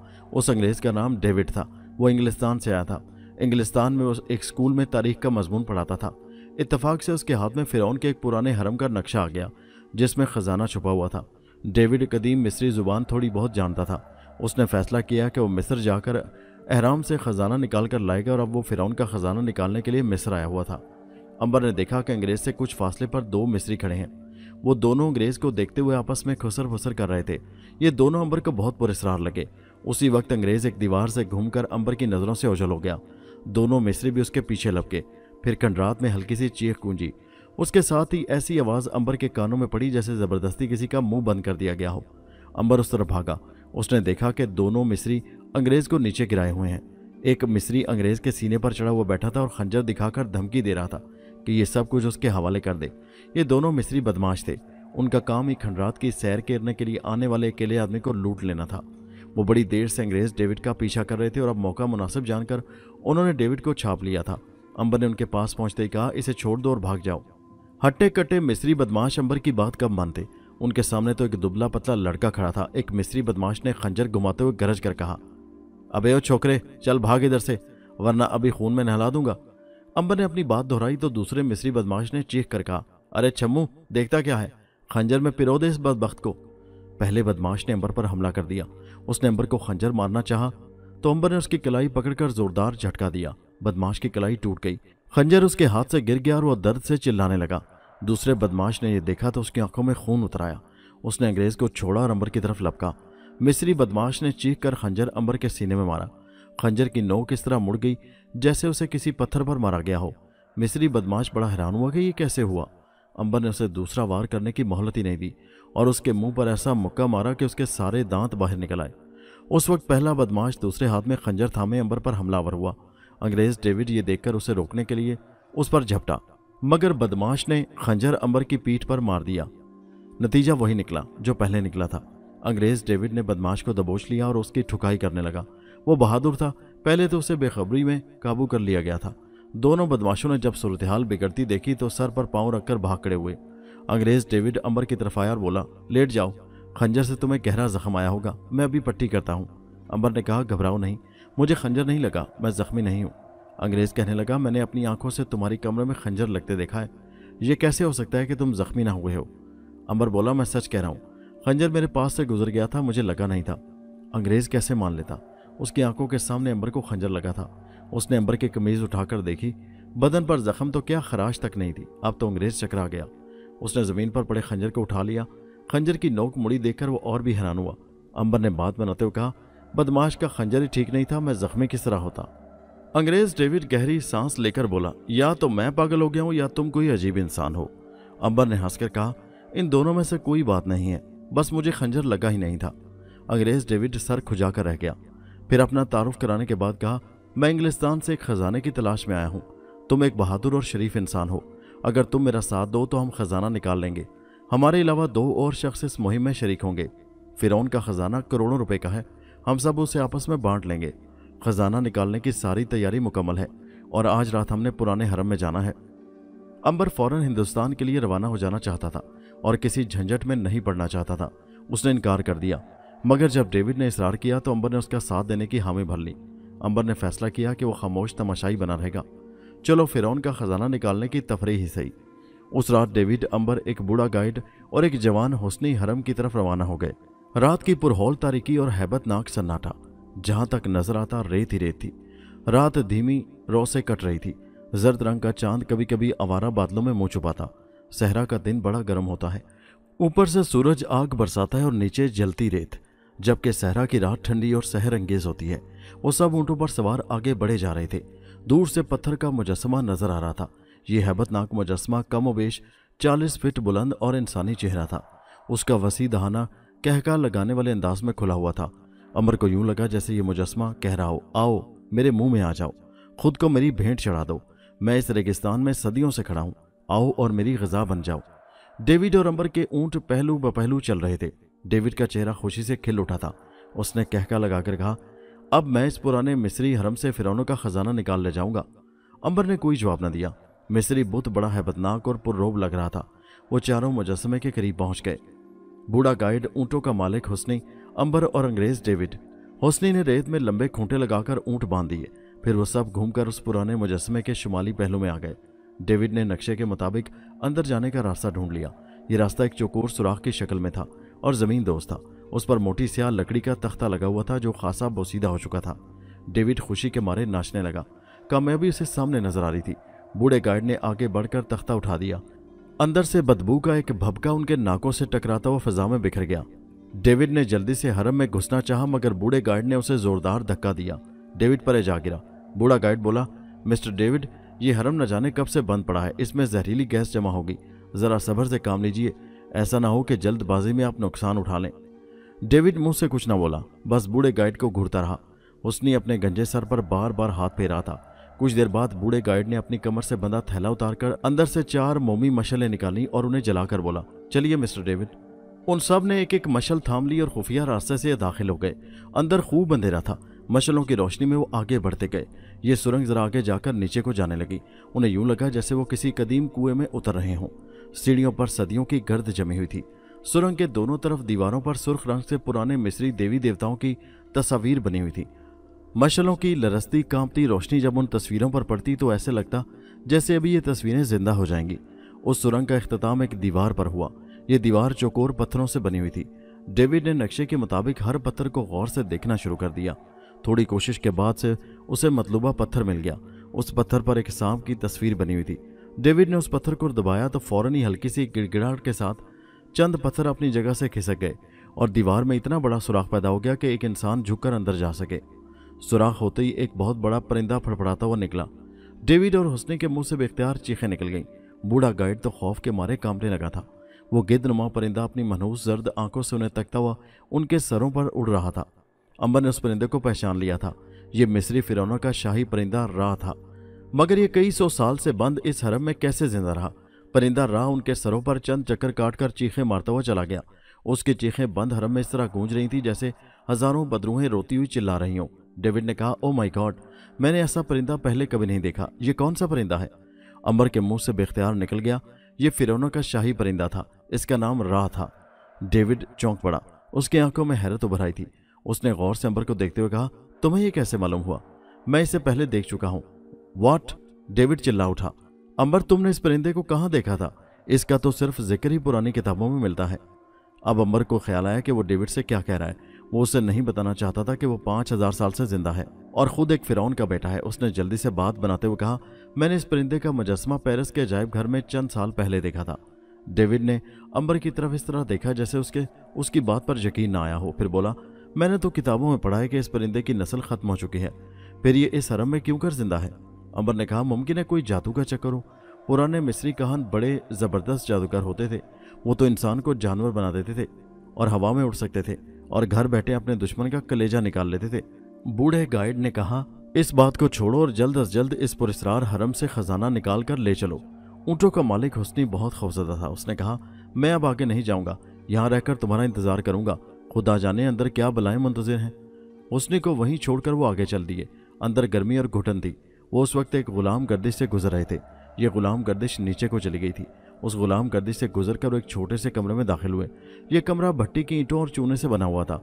उसकी छत इस कदर नीची थी कि उनके सर छत से छू रहे थे। कमरे की दाईं दीवार में लोहे की एक हत्ती लगी हुई थी। अब हवा भी पहले से गंदी और भारी महसूस हो रही थी। ये हवा न जाने किधर से आ रही थी। गहरी खामोशी में डेविड ने नक्शे की तरफ देखा और हत्ती को पकड़कर घुमाने की कोशिश में जोर की, मगर हत्ती तो जाम हो चुकी थी। ये देखकर अंबर आगे बढ़ा। हत्ती पर हाथ रखकर चेहरे पर ऐसे आसार बनाए जैसे बड़ा जोर लगा रहा हो। हालांकि वो अपनी ताकत के एक मामूली से झटके से हत्ती को घुमा सकता था। हत्ती घूम गई और उसके साथ ही सामने वाली दीवार जमीन में धंसने लगी। अब आगे एक लंबी गुलाम गर्दिश थी। एक एक करके धड़कते दिलों और मुतजस्सिस निगाहों के साथ वो गुलाम गर्दिश में दाखिल हो गए। ये रास्ता एक मेहराब नुमा दरवाजे पर खत्म हुआ। यहाँ एक अजीबोगरीब शक्ल नजर आई। एक बहुत बड़ा बुत जिसका धड़ इंसान का और सर फिनियर सांप का था। सांप की आंखों की जगह याकूत लगे हुए थे जो अंधेरे में चमक रहे थे। डेविड ने कहा, इस अजीब बुत के नीचे वो खुफिया कमरा है जिसके नीचे फिरौन का खजाना रखा हुआ है। आओ इस सांप को यहाँ से हटाएं। उन्होंने मिलकर जोर लगाया तो सांप बाएं तरफ घूम गया और यहाँ एक खला पैदा हो गया जिसमें सीढ़ियाँ उतर रही थी। सीढ़ियाँ उतरकर वो एक बड़े कमरे में दाखिल हो गए जिसकी नीची छत सतूनों के सहारे खड़ी थी। कमरे के ऐन वस्त में एक बड़े मगरमच्छ का मुजस्समा था जिसका मुंह खुला हुआ था। उसके मुंह में एक ताबूत पड़ा था। कमरे में देवी देवताओं के बुत पड़े थे और गहरी खामोशी छाई हुई थी। अंबर, डेविड और बूढ़ा गाइड खामोश खड़े ताबूत की तरफ देख रहे थे। ताबूत जिसमें सदियों से फिरौन की लाश आराम कर रही थी। फिरौन की लाश जिससे वो बेराम करने आए थे। कुछ देर वो खड़े रहे, फिर बूढ़े गाइड ने कहा, खजाना कहाँ है? यहाँ तो ताबूत के सिवा कुछ नजर नहीं आ रहा। डेविड ने होठों पर जुबान फेरकर कहा, खजाना इस ताबूत में है और फिरौन की लाश के पेट में है। वो आगे बढ़े। ताबूत पर गर्द जमी हुई थी।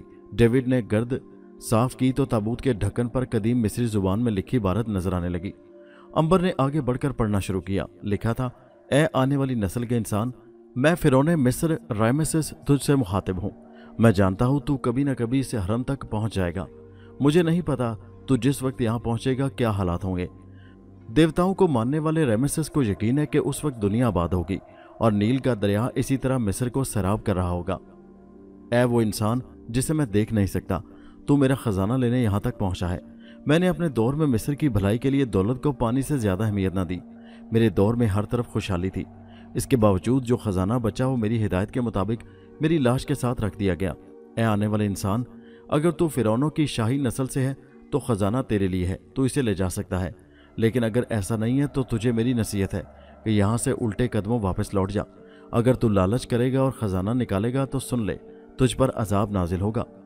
मेरे ताबूत के पास खड़े होकर ये तहरीर पढ़ने वाले इंसान, मैं तुझसे मुखातिब हूँ और जो मैंने कहा है उस पर अमल करने में तेरी निजात है, वरना उम्र भर चैन न पाएगा, कुत्ते की मौत मरेगा। ए इंसान, अलविदा, अलविदा, अलविदा। फिरौन रामेसेस। मिस्टर डेविड, आपने सुन लिया, बूढ़े गाइड ने खौफजदा लहजे में कहा। फिरौन की वसीयत है, अब आपका फैसला है। डेविड ने कहका लगाकर कहा, यह सब बातें हैं। मैं ताबूत खोलकर हनूतशुदा लाश से सारा खजाना निकालकर इंग्लिस्तान ले जाऊंगा। यहाँ हम अपने सुनने वालों को बताते चलें कि पुराने ज़माने के मिस्री इस बात के कायल थे कि इंसान की रूह जिंदा रहती है और कभी न कभी अपने जिस्म में वापस आ जाती है। चुनाचे वो मरने वाले की लाश को गलने सड़ने से बचाने के लिए हनूत कर देते थे। पुराने मिस्री पहले मरने वाले फिरौन की लाश के सर से भेजा निकालते, उसके बाद लाश को चीर कर आंते वगैरह निकाल लेते और खजूर के एक खास महलूल से जिस्म को धोने के बाद उसमें खुशबूदार दवाएं भर देते। उसके बाद लाश को 70 दिन तक खारी नमक में रखा जाता। फिर लाश को धोया जाता और गोंद भरे कपड़े की पट्टियां लाश पर लपेट दी जाती। जिस्म से निकलने वाला भेजा और अंतड़ियां वगैरह ऐसे ज़रूफ में रखी जाती थी जिन पर नक्शो निगार बने होते थे। ये ज़रूफ फ़िरौन की हिनौतशुदा लाश के साथ ही रख दिए जाते थे और लाश ताबूत में बंद करके हरम में रख दी जाती थी। डेविड ने ताबूत का ढकना उठा दिया। फिरौन रामेसेस की पट्टियों में लिपटी लंबी ममी उनके सामने थी। ताबूत के अंदर भी पुरानी मिस्री जुबान में फिरौन के कारनामे लिखे थे। अचानक बूढ़े गाइड के मुंह से हल्की सी चीख निकल गई। वो लरजती आवाज में उंगली से इशारा करता हुआ बोला, वो क्या है? डेविड और अंबर की निगाहों ने बूढ़े की उंगली का ताकुब किया तो उन्हें भी वो चीज नजर आ गई। डेविड तो दहशत के मारे सर से पांव तक कांप उठा। मम्मी के पहलू में एक कटा हुआ हाथ पड़ा था। यह हाथ बिल्कुल सही हालत में था, जैसे अभी अभी किसी इंसान के जिस्म से अलहदा किया गया हो। अंबर ने गौर से देखा, हाथ की उंगलियां 6 थीं, लंबी और मोटी 6 उंगलियां। अंबर ने हाथ बढ़ाकर हाथ को छुआ तो उसे यूं लगा जैसे उसने किसी जिंदा हाथ को छुआ है। कटे हुए हाथ में जिंदगी की गर्माहट मौजूद थी। डेविड ने अंबर की तरफ देखा और बोला, ये क्या है, इसे छू कर देखो। डेविड ने अंबर के कहने पर कटे हाथ की तरफ अपना हाथ बढ़ाया। फिर जो ही उसके हाथ ने उस हाथ को छुआ, कमरा डेविड की चीख से गूंज उठा। डेविड ने जल्दी से अपना हाथ पीछे खींच लिया। बुरी तरह कांप रहा था। वो चिल्लाया, ये हाथ जिंदा है। ओफ माय गॉड, कटा हुआ होने के बावजूद जिंदा है। बूढ़े गाइड का रंग भी फीका पड़ गया था। उसने अपनी तलवार के दस्ते पर हाथ रखते हुए कहा, खुदा हमें अपनी अमान में रखे। मिस्टर डेविड, जल्दी जल्दी खजाना निकाल कर ले चलो, कहीं कोई मुसीबत ना नाजिल हो जाए। अंबर ने कहा, अब भी वक्त है। हमें चाहिए कि लाश को हाथ लगाए बगैर ताबूत को बंद करके इस हरम से निकल जाए। डेविड ये सुनकर कहने लगा, हरगिज नहीं।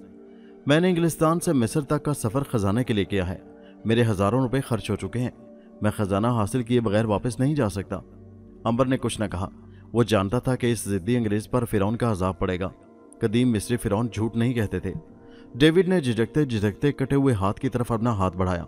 इस बार उसने महसूस किया कि कटे हुए हाथ में गर्माहट नहीं है, वो ठंडा पड़ा था। उसने हाथ उठा लिया और बोला, मुझे वहम हुआ था, ये कटा हुआ हाथ किस तरह जिंदा हो सकता है। लगता है इसे किसी खास महलूल की मदद से ऐसा बना दिया गया है कि यह हमेशा सही हालत में रहे। डेविड ने फिरौन की मम्मी ताबूत से निकालकर फर्श पर रख दी। मम्मी पर लपेटी जाने वाली पट्टियां जर्द हो चुकी थी। कमल के फूलों की खुश्क डंडियां उन पट्टियों में फंसी हुई थी। कदीम मिस्रियों के नजदीक कमल का फूल हयाते जावेद की निशानी थी। फिरौन रमेसेस की मम्मी को ताबूत में रखते वक्त कमल के फूल भी रखे गए थे जो अब खुश्क हो चुके थे। डेविड ने जेब से शिकारी चाकू निकाला और मम्मी पर लिपटी पट्टियां काटने लगा।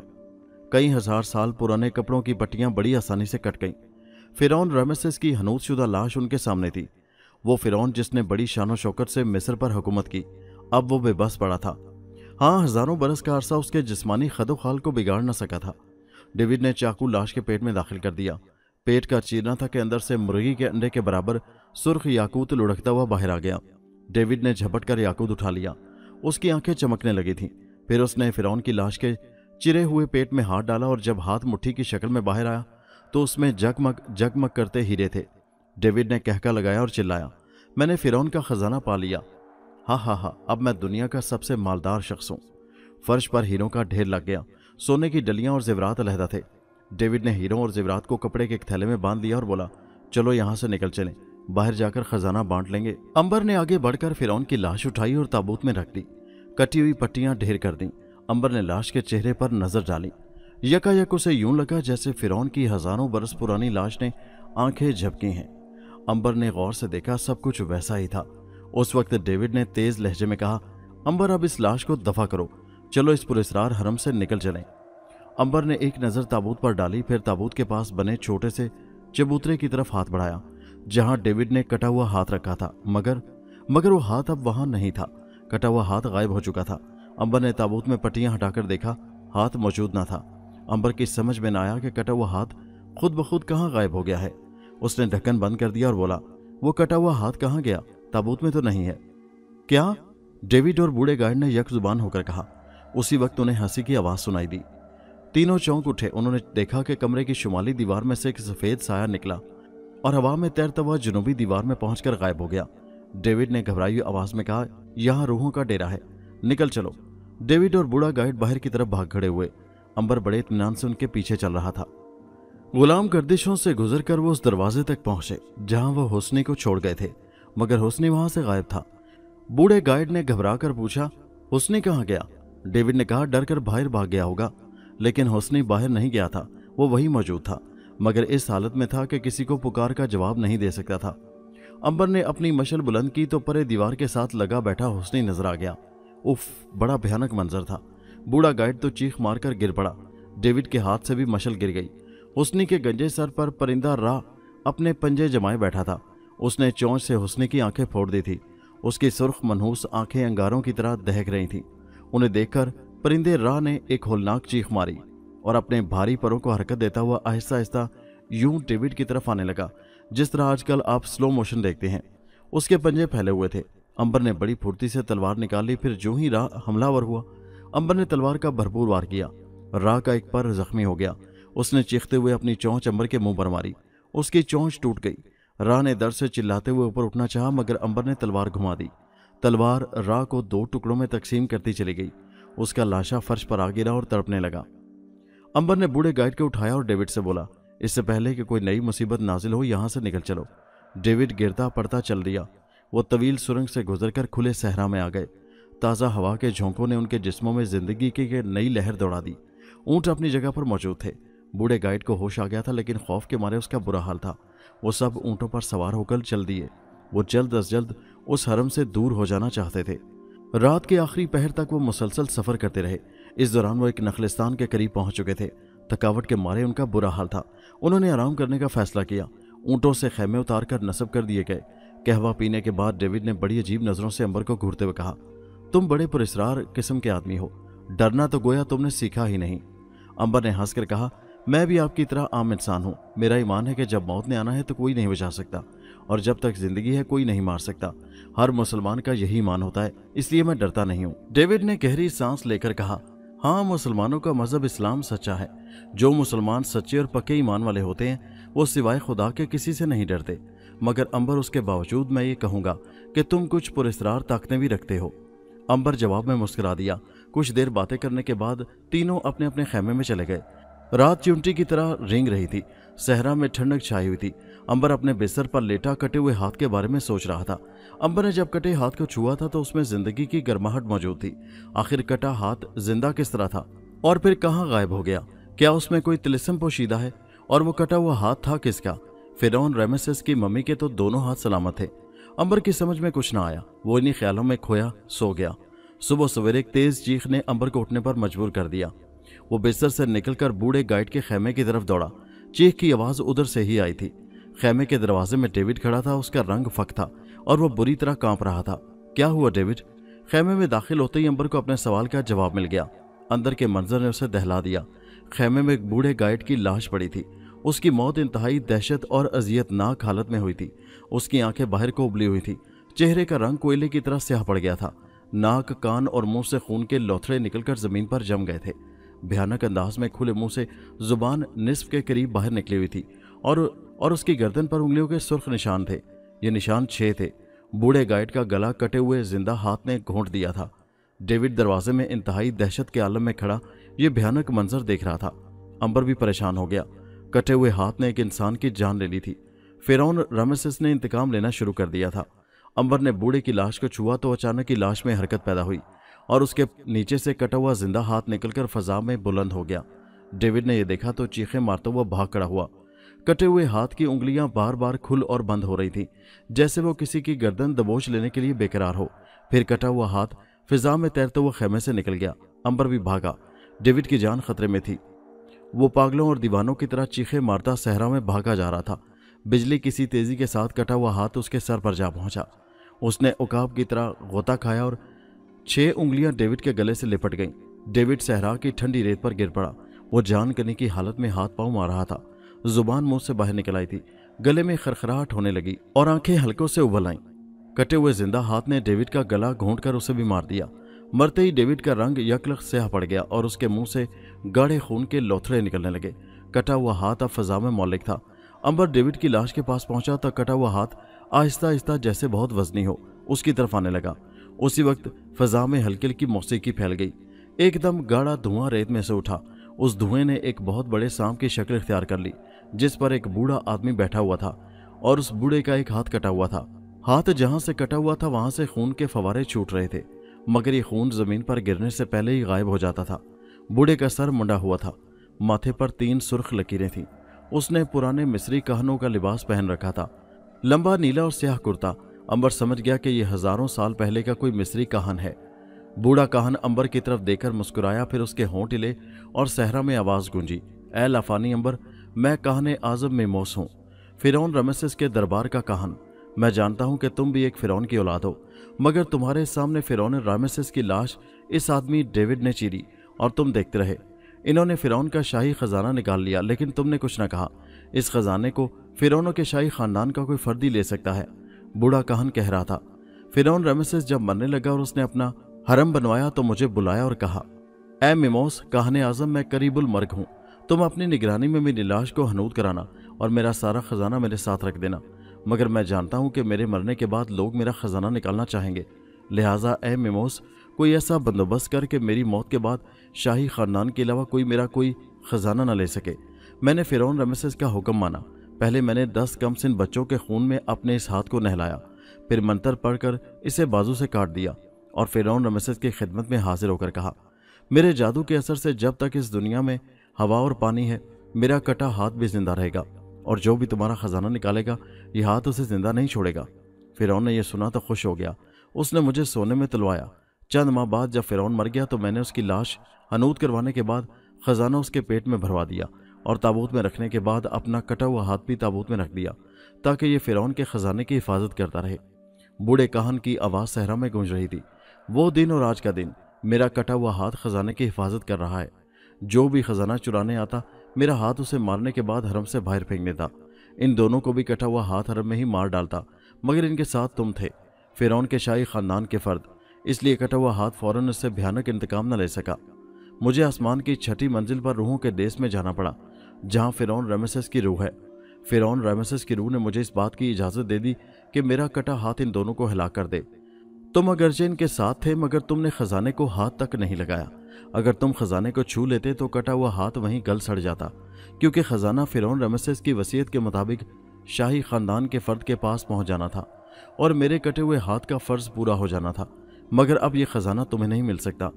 तुमने फिरौन रमेसेस की लाश को चरते देखा और कुछ ना कहा, बल्कि उनका साथ दिया। आह, अभी न जाने कब तक मेरा कटा हाथ इस खजाने की हिफाजत करता रहेगा। अच्छा अंबर, अलविदा, अलविदा, अलविदा। मिस्री कहन खामोश हो गया और धुआं छटने लगा। देखते ही देखते सब कुछ गायब हो गया। कटा हुआ हाथ फिजा में परवास करता हुआ सीधा डेविड के खेमे में गया। जब वो बाहर आया तो उसमें खजाना वाला थैला दबा हुआ था। हाथ खजाना लिए फिरौन के मकबरे की तरफ रवाना हो गया। डेविड की लाश अंबर के कदमों में पड़ी थी। वो इंग्लिस्तान से खजाना लेने आया था, मगर उसे मौत मिली। अंबर ने 2 गड्ढे खोदकर डेविड और बूढ़े गाइड की लाशें दफन की और एक ऊंट पर सवार होकर सहरा में चल पड़ा। शहर पहुंचकर अंबर ने बंदरगाह का रुख किया। हिंदुस्तान जाने वाला जहाज 1 दिन बाद रवाना होना था। अंबर ने कप्तान से टिकट खरीदा। यह टिकट लोहे का एक चौकोर टुकड़ा था जिस पर कुछ निशान बने हुए थे। लोहे के उस टुकड़े को दिखाकर वो जहाज में सवार हो सकता था। अगले दिन जहाज ने लंगर उठा लिए और खुले समंदर में हिंदुस्तान की तरफ सफर करने लगा। अब जरा मारिया की खबर ली जाए। उसे ठंडे ताबूत में पड़े आज दूसरा दिन था।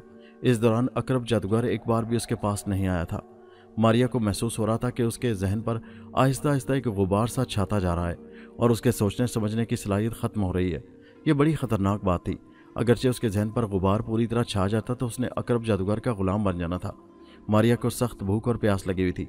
उसकी जिस्मानी ताकत कमजोर हो गई थी और हलक खुश्क हो चुका था, जैसे उसमें कांटे उगाए हों। उधर अकरब जादूगर अपने खास कमरे में मुकद्दस खोपड़ी के आगे झुका हुआ था और कह रहा था, ए मुकद्दस खोपड़ी, जिंदा हो जा, तेरा गुलाम तो इससे मशवरा चाहता है। अचानक कमरा लरसने लगा। खोपड़ी का रंग तब्दील होते होते सुर्ख हो गया और टूटे हुए जबड़े से जर्द जुबान बाहर लटकने लगी। कमरे में एक लंबी सिसकार गूंजी। बोल, ए अकरब देवता के पुजारी, मुझे किस लिए तूने नींद से बेदार किया है? अकरब जादूगर ने खोपड़ी को सजदा करते हुए कहा, क्या यह मुमकिन है कि मैं भी गैबी औरत की तरह दूसरों की नजरों से गायब हो सकूं? मैं लोगों को देखूं मगर वो मुझे न देख सके और जब चाहूं मैं जाहिर हो जाऊं। खोपड़ी की जर जुबान लम्हा भर के लिए साकित हो गई। अकरब जादूगर की नजरें खोपड़ी पर जमी हुई थी। उसके सर पर बैठा बिच्छू भी अपनी छोटी छोटी मगर खौफनाक आंखों से खोपड़ी को देख रहा था और उसका डंक बड़े भयानक अंदाज में हरकत कर रहा था। खोपड़ी की जुबान हिली और आवाज गूंजी, हाँ ऐसा मुमकिन है, मगर इसके लिए तुझे तारीक जजीरे जाना होगा। अगर तू तारीक जजीरे से आतिशी बिल्ली लाने में कामयाब हो गया तो मैं तुझे वो जादू बता सकूंगी जिसे मुकम्मल करके तू जब चाहेगा दूसरों की नजरों से गायब हो सकेगा। मगर खोपड़ी चुप हो गई, जैसे कुछ सोच रही हो।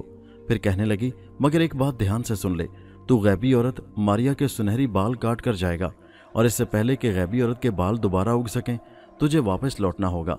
याद रख, गैबी औरत के बाल 1 महीने के अंदर अंदर उगाएंगे और अगर तूने वापस आकर दोबारा उसका सर न मोड़ा तो तेरा सारा तिलिस्म गारत हो जाएगा और तू जलकर मर जाएगा। खोपड़ी की बात सुनकर एक बार तो अकरब जादूगर घबरा गया कि वो मारिया के बाल दोबारा उगने से पहले ना आ सका तो जान से जाएगा, मगर फिर हौसला करके बोला, ए खोपड़ी, मुझे बता, आतिशी बिल्ली तारीक जजीरे में किस जगह रखी हुई है? जर्द और लंबी जुबान हरकत में आई। आतिशी बिल्ली जजीरे के कब्रिस्तान में मौजूद किले के तहखाने में है और उसका मुहाफिज एक मुर्दा है जो कब्रिस्तान पर हुकूमत करता है। वो बड़ा ताकतवर मुर्दा है। अकरब जादूगर ने बड़े गुस्से से गर्दन टेढ़ी की और जमीन से उछलकर चिंगाड़ा, वो मुझसे ज्यादा ताकतवर नहीं हो सकता। अगर उसने मुझसे उलझने की कोशिश की तो मैं उसे फना कर दूंगा। खोपड़ी ने कोई जवाब न दिया। उसका रंग बदल गया था और जुबान अंदर चली गई थी। अकरब जादूगर ने अपने सर के बिच्छू पर बड़े प्यार से हाथ फेरा और उस कमरे की तरफ चल दिया जहां ताबूत में मारिया बेबस पड़ी थी। मारिया ताबूत में पड़ी थी कि उसे कदमों की चाप सुनाई दी। कोई आहिस्ता आहिस्ता चलता हुआ ताबूत की तरफ आ रहा था। फिर ताबूत का ढक्कन खिसक गया। अकरब जादूगर का मनहूस चेहरा उसके सामने था। उसके हाथ में एक तेज धार वाला उस्तरा था। अकरब जादूगर ताबूत पर झुककर उस्तरा मारिया की आंखों के सामने लहराया और कहा, ऐ गैबी औरत, अभी तो अपने सुनहरी बालों से महरूम हो जाएगी। मारिया जवाब नहीं दे सकती थी। उसके मुंह में जुबान पत्थर की हो चुकी थी। अकरब जादूगर ने उस तरह से मारिया का सर मोड़ना शुरू कर दिया। मारिया के लंबे और सुनहरी बाल कट कर ताबूत में गिरने लगे। मारिया की आंखों में आंसू आ गए, मगर अजीब बात यह हुई कि आंसू भी आंखों से बाहर आते ही पत्थर के बन जाते थे। बाल काटने के बाद अकरब जादूगर ने कहका लगाया और कमरे से निकल गया। बेबस मारिया आंसू बहाती रह गई। उसे अंबर और नाग की याद शिद्दत से सताने लगी। उसने सोचा, अगर मेरे नेक और बहादुर भाइयों को मेरी इस हालत का इल्म हो जाए तो वो अकरब जादूगर को कच्चा चबा जाएं। अकरब जादूगर उसी वक्त तारीक जजीरे की तरफ रवाना हो गया। मंदिर की हिफाजत उसने खरगोश चुड़ैल के सुपुर्द कर दी थी और उस वक्त वो खुले समंदर में कश्ती चलाता हुआ तारीक जजीरे की तरफ रवां दवा था।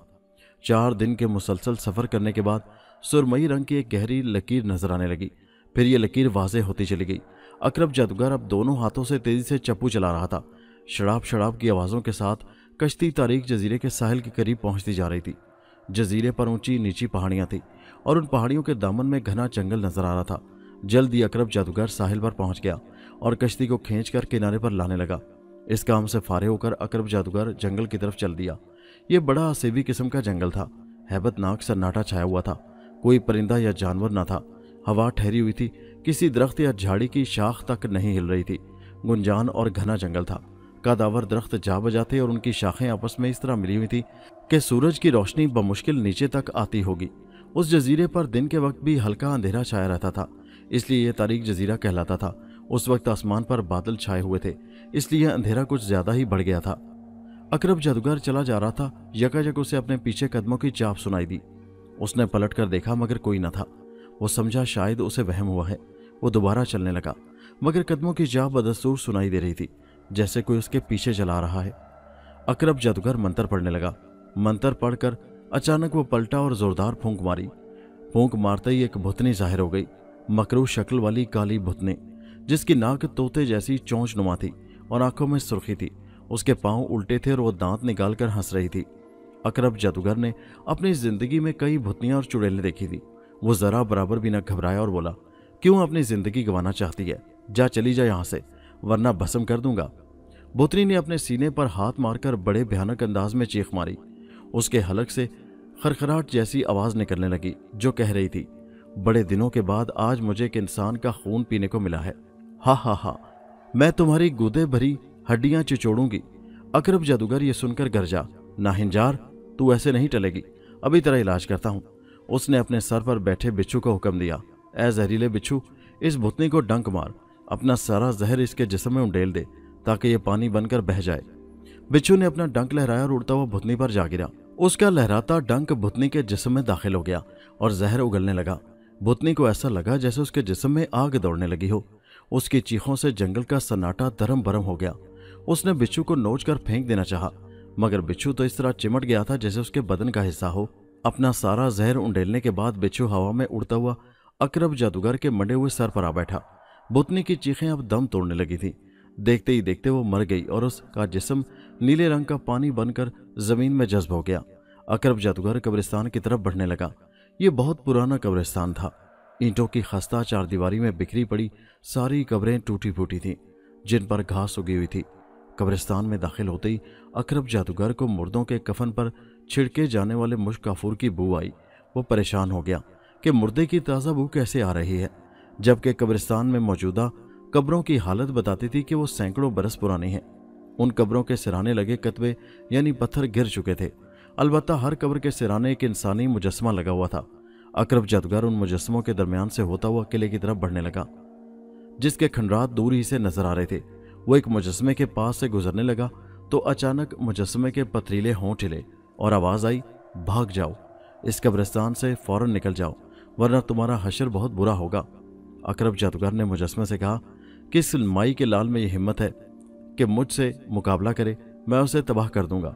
मुजस्मे ने अपनी आंखें झपकी, फिर उसके पथरीले होंठों से आवाज निकली, तू बदबख्त है, मैं तेरी बुरी हालत देख रहा हूं, जा भाग जा वरना तू लानती होगा। अकरब जादूगर को गुस्सा आ गया। उसने बड़े जोर से पत्थर के मुजस्मे के सर पर मुक्का मारा। कब्रिस्तान में जोरदार चीख गूंजी और मुजस्मा भुरभुरी मिट्टी की तरह जमीन पर गिर गया। अकरब जादूगर आगे चल पड़ा। वो कब्रों में से गुजरता हुआ किले की तरफ बढ़ रहा था। अचानक किसी ने उसके कंधे पर हाथ रख दिया। अकरब जादूगर वहीं रुक गया। उसने अपने कंधे की तरफ देखा जहां एक हाथ टिका हुआ था। सफेद हाथ पर स्याह बाल जगह जगह उगे हुए थे। अकरब जादूगर ने मुड़कर यह देखना चाहा कि यह हाथ किसका है। उसी वक्त पुरस्रार हाथ ने उसे जोरदार धक्का दिया। अकरब जादूगर एक खुली कब्र में जा गिरा। कब्र में गिरते ही उसे एक जबरदस्त झटका लगा और कब्र की जमीन लट्टू की तरह घूमती हुई नीचे जाने लगी। अकरब जादूगर ने कब्र से निकलना चाहा मगर नाकाम रहा। घूमती जमीन बहुत नीचे तक चली गई और फिर रुक गई। उसके रुकते ही कब्र की दाहिनी दीवार में एक गोल सुराख पैदा हो गया जो इतना बड़ा था कि आदमी झुककर उसमें से गुजर सकता था। उस सुराख के दूसरी तरफ रोशनी हो रही थी। अकरब जादूगर उस सुराख में दाखिल हो गया। उसके अंदर जाते ही एक बड़ा पत्थर नीचे गिरकर सुराख पर जम गया। अकरब जादूगर घबरा गया।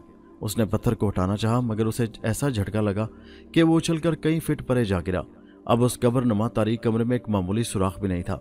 खुदा जाने किधर से हवा आ रही थी।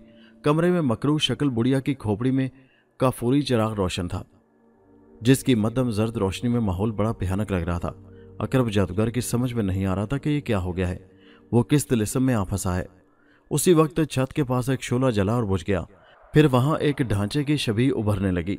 हड्डियों के ढांचे का सर उसकी गर्दन पर नहीं था बल्कि उसने अपना सर दोनों हाथों में थाम रखा था। उसका बाकी सारा जिस्म इस्तख्वानी था मगर सर गोश्त पोश का था जैसे किसी जिंदा इंसान का होता है। उसकी काली आंखें चमक रही थी और होंठ यूं सुर्ख थे जैसे वो अभी अभी लहू पीकर आया हो। सर ने कहका लगाया और गुरगुराती आवाज आई, ऐ जादूगर, तू मेरी आतिशी बिल्ली लेने आया था मगर अब तू सारी जिंदगी इसी कब्र में कैद रहेगा और भूखा प्यासा मर जाएगा। मैं इस कब्रिस्तान का हुक्मरान मुर्दा हूं, तुझे कोई मेरी कैद से नहीं निकाल सकता। अकरब जादूगर ने जल्दी जल्दी जादू पढ़कर फूंका मगर उसका सारा जादू बेकार गया। मुर्दे ने कहा, ऐ जादूगर, यहां तेरा कोई मंत्र काम नहीं करेगा, तेरी सारी जादुई ताकत नाकाम रहेगी। छत के पास शोला जला और बुझा। ढांचे की छवि गायब होने लगी। अकरब जादूगर के तो आसान खता हो गए। वो चिल्लाया, ऐ प्यारे मुर्दे, मुझे आज़ाद कर दे, मैं वादा करता हूं कि फिर इधर ना आऊंगा। जवाब में हंसी सुनाई दी और छवि मुकम्मल तौर पर गायब हो गई। अकरब जादूगर सर पकड़कर बैठ गया। ये सोच सोचकर उसके रोंगटे खड़े हो जाते थे कि अगर एक माह के अंदर अंदर उसने वापस पहुंचकर मारिया के बाल न काटे तो वो मर जाएगा और इस तारीख कब्र से निजात की कोई राह ना थी। हर रास्ता बंद था। अकरब जादूगर को तारीख कब्र में छोड़कर हम मरियम के पास चलते हैं। ये तो आप सुन चुके हैं कि मरियम को भक्षुओं के कैद से निजात दिलाकर दिल्ली उसके घर ले जा रही थी कि ठगों ने उसे अगवा कर लिया था और अब वो दूसरी लड़कियों के साथ उसे बेचने लाहौर आ रहे थे। बहरी जहाज सफर करता हुआ सिंध के शहर दैबुल यानी कराची पहुंचा और वहां से ठगों का सरदार मरियम और दूसरी लड़कियों को लेकर लाहौर के लिए रवाना हुआ। लाहौर पर उन दिनों हिंदू राजा की हुकूमत थी। ठगों के सरदार ने लाहौर आकर अपने आदमियों को बुलाया जो यहाँ लड़कियों को फरोख्त करने का धंधा करते थे। बर्दा फरोश मोहन ने जब मरियम को देखा तो बड़ा खुश हुआ और बोला, वाह उस्ताद, बड़े वक्त पर आए हो। कल ही मुझे एक साहूकार ने ऐसी कनीज लाने का कहा है जिसके बाल सुनहरे और आंखें नीली हों।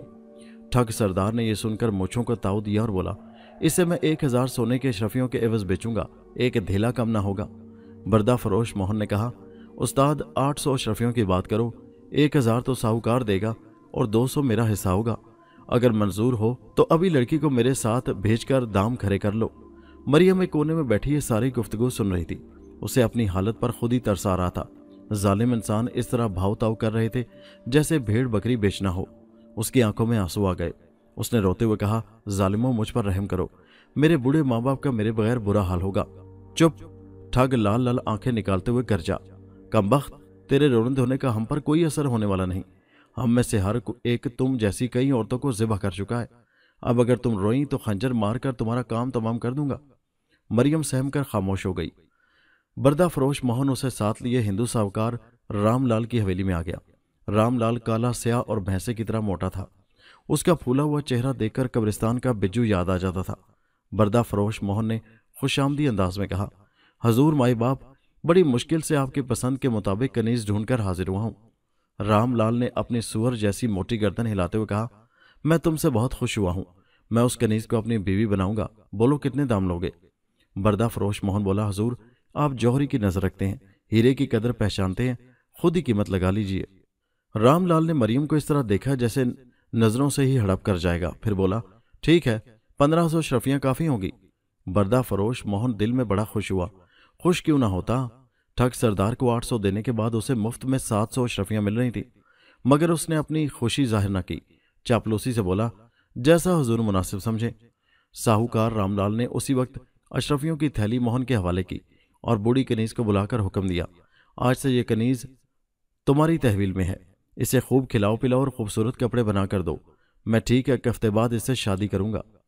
मरियम उस बदसूरत और बेईमान साहूकार से हरगिज शादी नहीं करना चाहती थी, मगर वह ऐसे हालात में फंसी हुई थी कि कुछ ना कर सकती थी। बूढ़ी कनीज उसे लेकर हवेली के जनान खाने में आ गई। बूढ़ी कनीज ने बड़े प्यार से उसके सर पर हाथ फेर कर कहा, घबराओ मत बेटी, यहां तुम बड़ी खुश रहोगी।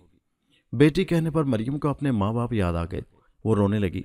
उसने हिचकियां लेते हुए कहा, मैं इस काले कलोटे से हरगिज शादी नहीं करूंगी, चाहे मुझे जान ही देना पड़े। बूढ़ी कनीज ने इधर उधर देखा और कहा, आहिस्ता बात करो, अगर किसी ने सुन लिया तो क्यामत आ जाएगी। साहूकार बड़ा जालिम है, उसे गुस्सा आ जाए तो हंटरों से मारता है। मरियम ने कहा, अम्मा तुमने मुझे बेटी कहा है, क्या तुम मेरी मदद नहीं करोगी? बूढ़ी कनीज ये सुनकर खामोश हो गई। फिर कहने लगी, तुम आराम करो, तुम्हें देखकर मुझे अपनी बेटी याद आ गई है जो हैजे से मर गई थी। वो बिल्कुल तुम्हारे जैसी थी। मैं तुम्हारे लिए जरूर कुछ करूंगी। मरियम के दिल को ढारस बंदी के कोई तो उसका हमदर्द है। उस बेचारी को क्या मालूम था कि यह तो मीठा जहर है। बूढ़ी कनीज की बगल में छुरी छुपी हुई है जो उस पर चलने वाली है। यह बूढ़ी कनीज पक्की फपे कुटनी थी। वो कई साहूकारों के यहां नौकरी कर चुकी थी। उसका काम यही था कि जहां खूबसूरत लड़की देखी उसे वहां से निकालकर फरोख्त किया और दौलत कमाई। उस फपे कुटनी कनीज का एक भांजा था। वह अयारी और चालाकी में उससे भी 2 हाथ आगे था। फपे कुटनी लड़की बेचने के लिए उसके हवाले करती थी और अब उसने मरियम को बिकवाने का प्रोग्राम बना लिया था।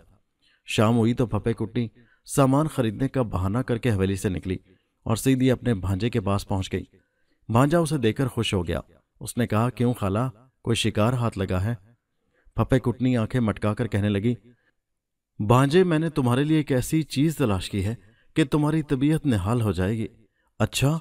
भांजा जोर से हंसा, कोई राजकुमारी ढूंढ ली है तुमने? फपे कुटनी बोली, अरे राजकुमारी से भी ज्यादा सुंदर है वो, खूब महंगी बिकेगी। भांजे ने कहा, फिर प्रोग्राम क्या है, कब उसे मेरे हवाले करोगी? फपे कुटनी अयारी से बोली, भांजे रिश्ते नाते अपनी जगह, ये बताओ मुझे कितने पैसे दोगे? बड़ी लालची हो गई खाला, भांजे ने कहा। अच्छा, मैं तुम्हारी बात पर एतबार करते हुए कि लड़की बड़ी सुंदर है, उसे देखे बगैर 400 अशरफियां देने के लिए तैयार हूं। फपे कुटनी हाथ नचाकर बोली, मुंह धो रखो भांजे, साहूकार ने उसे 1500 में खरीदा है, मैं तो पूरे 600 लूंगी। भांजे ने 1 मिनट सोचकर कहा, मंजूर है। फपे कुटनी के दांत बाहर निकल आए। खुशी से बोली, ठीक है, 3 दिन के बाद आधी रात को हवेली के पिछली तरफ पहुंच जाना। लड़की खिड़की के रास्ते बाहर आएगी, आगे तुम जानो और तुम्हारा काम। फपे कुटनी ये कहकर चली आई। 2 दिन गुजर गए। मरियम की शादी की तैयारियां जोरों शोर से हो रही थीं। साहूकार के कई रिश्तेदार हवेली में आ चुके थे। मरियम को हर वक्त ये खौफ लाक रहता था कि कहीं बूढ़ी कनीज अपने वादे से फिर ना जाए, मगर बूढ़ी कनीज से बात करने के लिए उसे वक्त ही ना मिलता था। उसकी निगरानी पर साहूकार ने 2 कनीजों को मुकर्रर कर रखा था। मरियम ने किसी बहाने से उन कनीजों को भिजवाकर फपे कुटनी कनीज को बुला लिया और कहा, अम्मा तुम किस वक्त का इंतजार कर रही हो, कहीं तुम अपना वादा तो नहीं भूल गई हो? फपे कुटनी बोली, घबराओ नहीं, आज रात तुम तैयार रहना, मैंने अपने भांजे को कह दिया है, वो रात को हवेली की पिछली तरफ 2 घोड़े लेकर तैयार खड़ा होगा। ये सुनकर मरियम की जान में जान आई। वो नहीं जानती थी कि फपे कुटनी उसे कुएं से निकालकर दरिया में फेंकने जा रही है। रात हुई तो फपे कुटनी कनीजों और औरतों से बच बचाकर मरियम के कमरे में आ गई। उसके हाथ में एक मोटी और लंबी रस्सी थी। उसने रस्सी खिड़की से बांधकर लटका दी और बोली, लो बेटी, मेरा काम खत्म हुआ, अब तुम जानो। मरियम ने खिड़की से झांक कर देखा। वो हवेली की सबसे ऊपर वाली मंजिल पर थी। एक बार तो मरियम का दिल कांप उठा कि अगर उतरते हुए रस्सी उसके हाथ से निकल गई तो हड्डी पसली एक हो जाएगी, मगर फिर उसने फैसला किया कि चाहे वो गिरकर मर ही क्यों ना जाए, फरार होने की कोशिश जरूर करेगी। उसने फपे कुटनी कनीज को खुदाफिज कहा और रस्सी पकड़कर नीचे उतरने लगी। फपे कुटनी का भांजा उसका मुंतजिर था। वो सामने दरख्तों में 2 घोड़े लिए छुपा हुआ था। मरियम नीचे आई तो वो दरख्तों में से निकलकर उसके सामने आ गया और बोला, मरियम बहन, मैं बूढ़ी कनीज का भांजा हूं, घोड़े पर सवार होकर यहां से जल्द अज जल्द निकल चलो, किसी ने देख लिया तो मारे जाएंगे। मैं तुम्हें दिल्ली पहुंचा दूंगा। भांजा सरासर झूठ बोल रहा था। खाला भांजे ने मिलकर मरियम को अपनी खौफनाक साजिश का निशाना बना लिया था, मगर भला मरियम इस बात से कैसे आगाह हो सकती थी? वो तो उन खाला भांजे को रहमत के फरिश्ते समझ रही थी, हालांकि वो पक्के शैतान थे। वो दोनों घोड़ों पर सवार हुए। ताज़ा दम घोड़े कच्ची सड़क पर धूल उड़ाते भागने लगे। रात के आखिरी पहर में वो शहर से बाहर निकल आए। उस वक्त वो मौजूदा बागबानपुरा से आगे निकल चुके थे। उस जमाने में बागबानपुरा में आबादी की जगह खेत होते थे। असल शहर लाहौर तो बहुत छोटा था और आबादी भी बहुत कम थी। भांजे ने खेतों में एक जगह घोड़ा रोका और बोला, मेरा ख्याल है कुछ देर आराम कर लें, फिर सफ़र करेंगे। मरियम घोड़े से उतर आई और उसने कहा, भाई हम कब तक दिल्ली पहुंच जाएंगे? भांजे की आंखों में अजीब सी चमक पैदा हो गई। उसने कहकर लगाते हुए कहा, कौन सा भाई और कौन सी दिल्ली? ए लड़की सुन ले, मैंने तुझे अपनी खाला से 600 अशरफियों के एवज खरीदा है। अब तो मेरी गुलाम है और तुझे फरोख्त करके दौलत कमाऊंगा।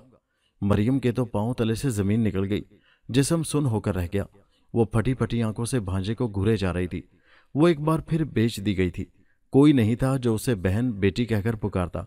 सब सौदागर थे और उसे किसी जानवर की तरह एक हाथ से दूसरे हाथ में बेचे जा रहे थे। दोस्तों, ये दिलचस्प कहानी अभी जारी है। मरियम के साथ क्या बीती? क्या अकरब जादूगर तारीक कब्र से निकल सका? मारिया के बाल दोबारा कट सके? ना कि महमूद गजनवी और अबू रेहान अलबैरूनी से मुलाकात हो सकी? अंबर को बहरी जहाज में क्या वाकयात पेश आए? अंबर, नाग और मारिया की मुलाकात कैसे और किन हालात में हुई? इन सब सवालों के जवाब आपको इसी कहानी की अगली किस्त में मिलेंगे और उस वीडियो का लिंक इसी वीडियो के नीचे डिस्क्रिप्शन में मौजूद है। उस पर क्लिक कीजिए और पहुंच जाइए इस कहानी के अगले हिस्से पर। उस कहानी के अगले हिस्से का नाम है अंबर लाहौर में। हमारे चैनल हैदरवाइज को सब्सक्राइब करना मत भूलिए। शुक्रिया।